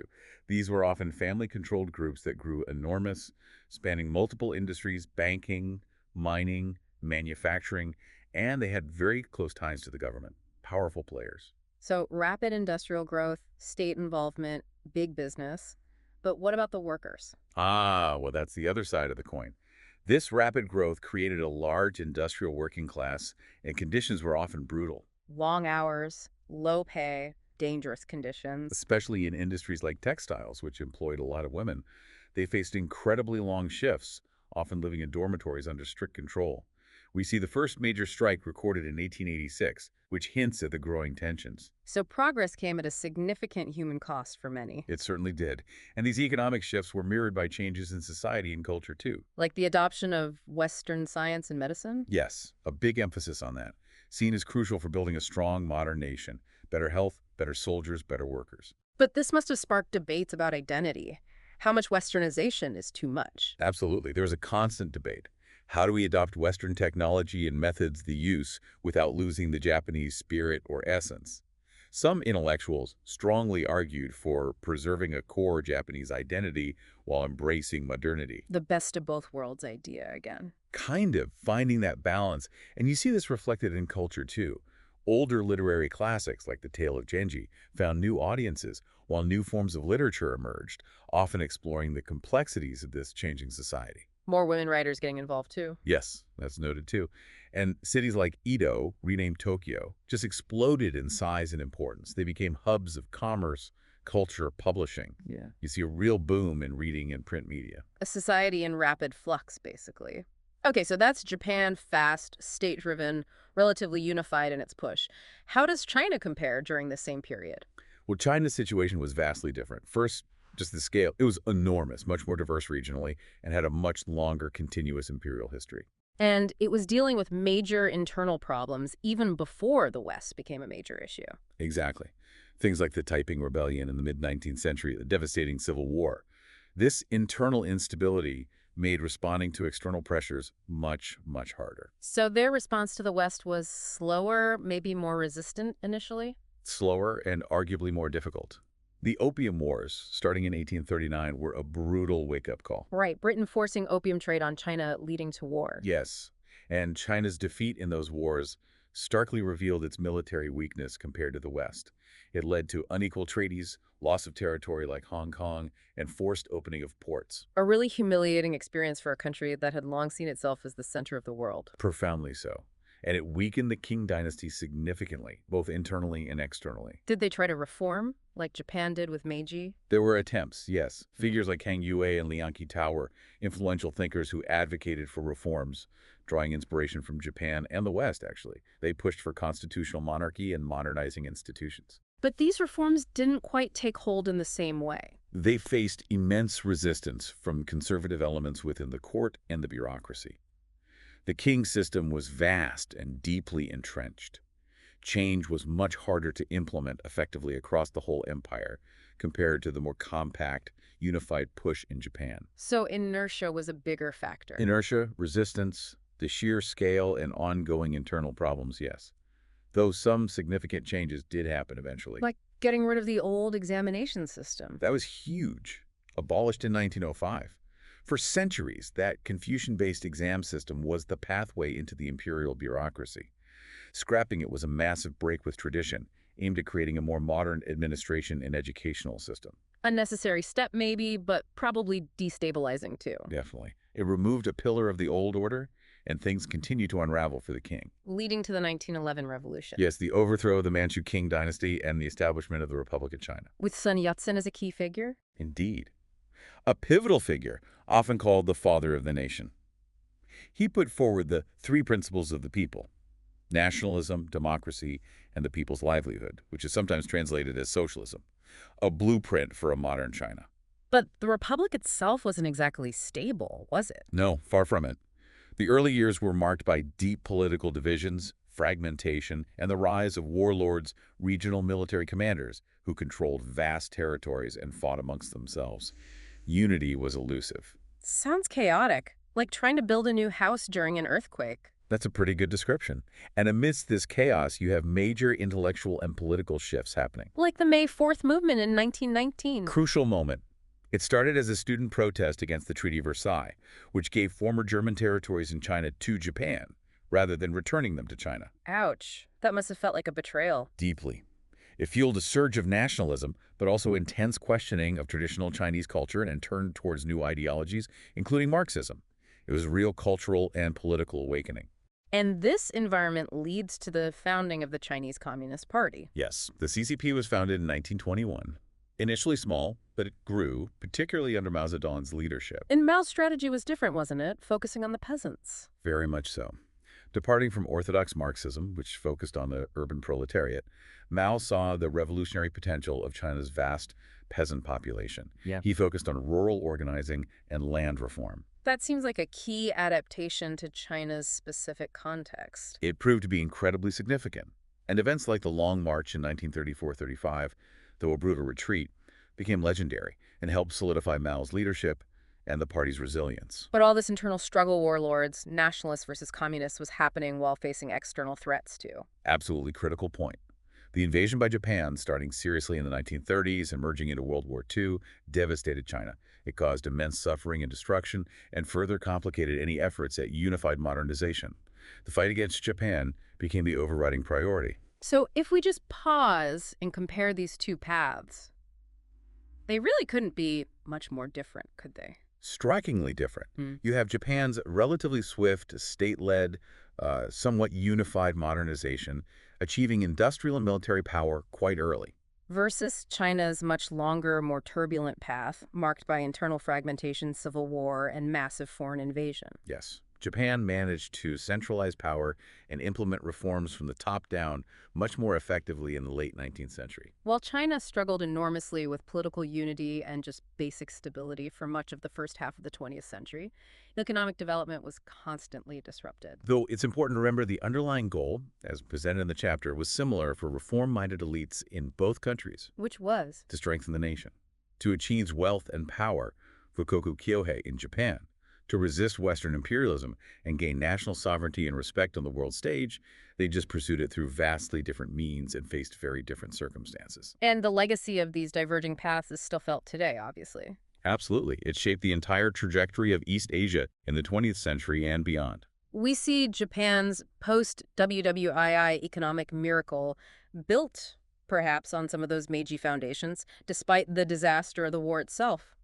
Arguably, yes. And China's path eventually led to the Communist Revolution in 1949, establishing the People's Republic and embarking on a completely different state-controlled model of modernization. Okay, so let's try to wrap this up. We've taken a deep dive into Chapter 7, looking at these contrasting paths to modernization in Japan and China from the 19th century onward. We saw Japan's rapid Meiji-era transformation, the proactive reforms, industrialization, building a powerful state, but also the social costs and identity debates. And contrasted that with China's much more complex and difficult journey grappling with internal strife, the Opium Wars, failed reforms, revolutions, civil war, and foreign invasion, all hindering its modernization efforts for decades. Both faced immense external pressure from the West. Both ultimately sought national strength and independence, but their responses and outcomes, at least up to the mid-20th century, were profoundly different. So hopefully, you now have a clearer understanding of these complex histories as laid out in this chapter. And that brings us to a final thought, something for you to maybe mull over.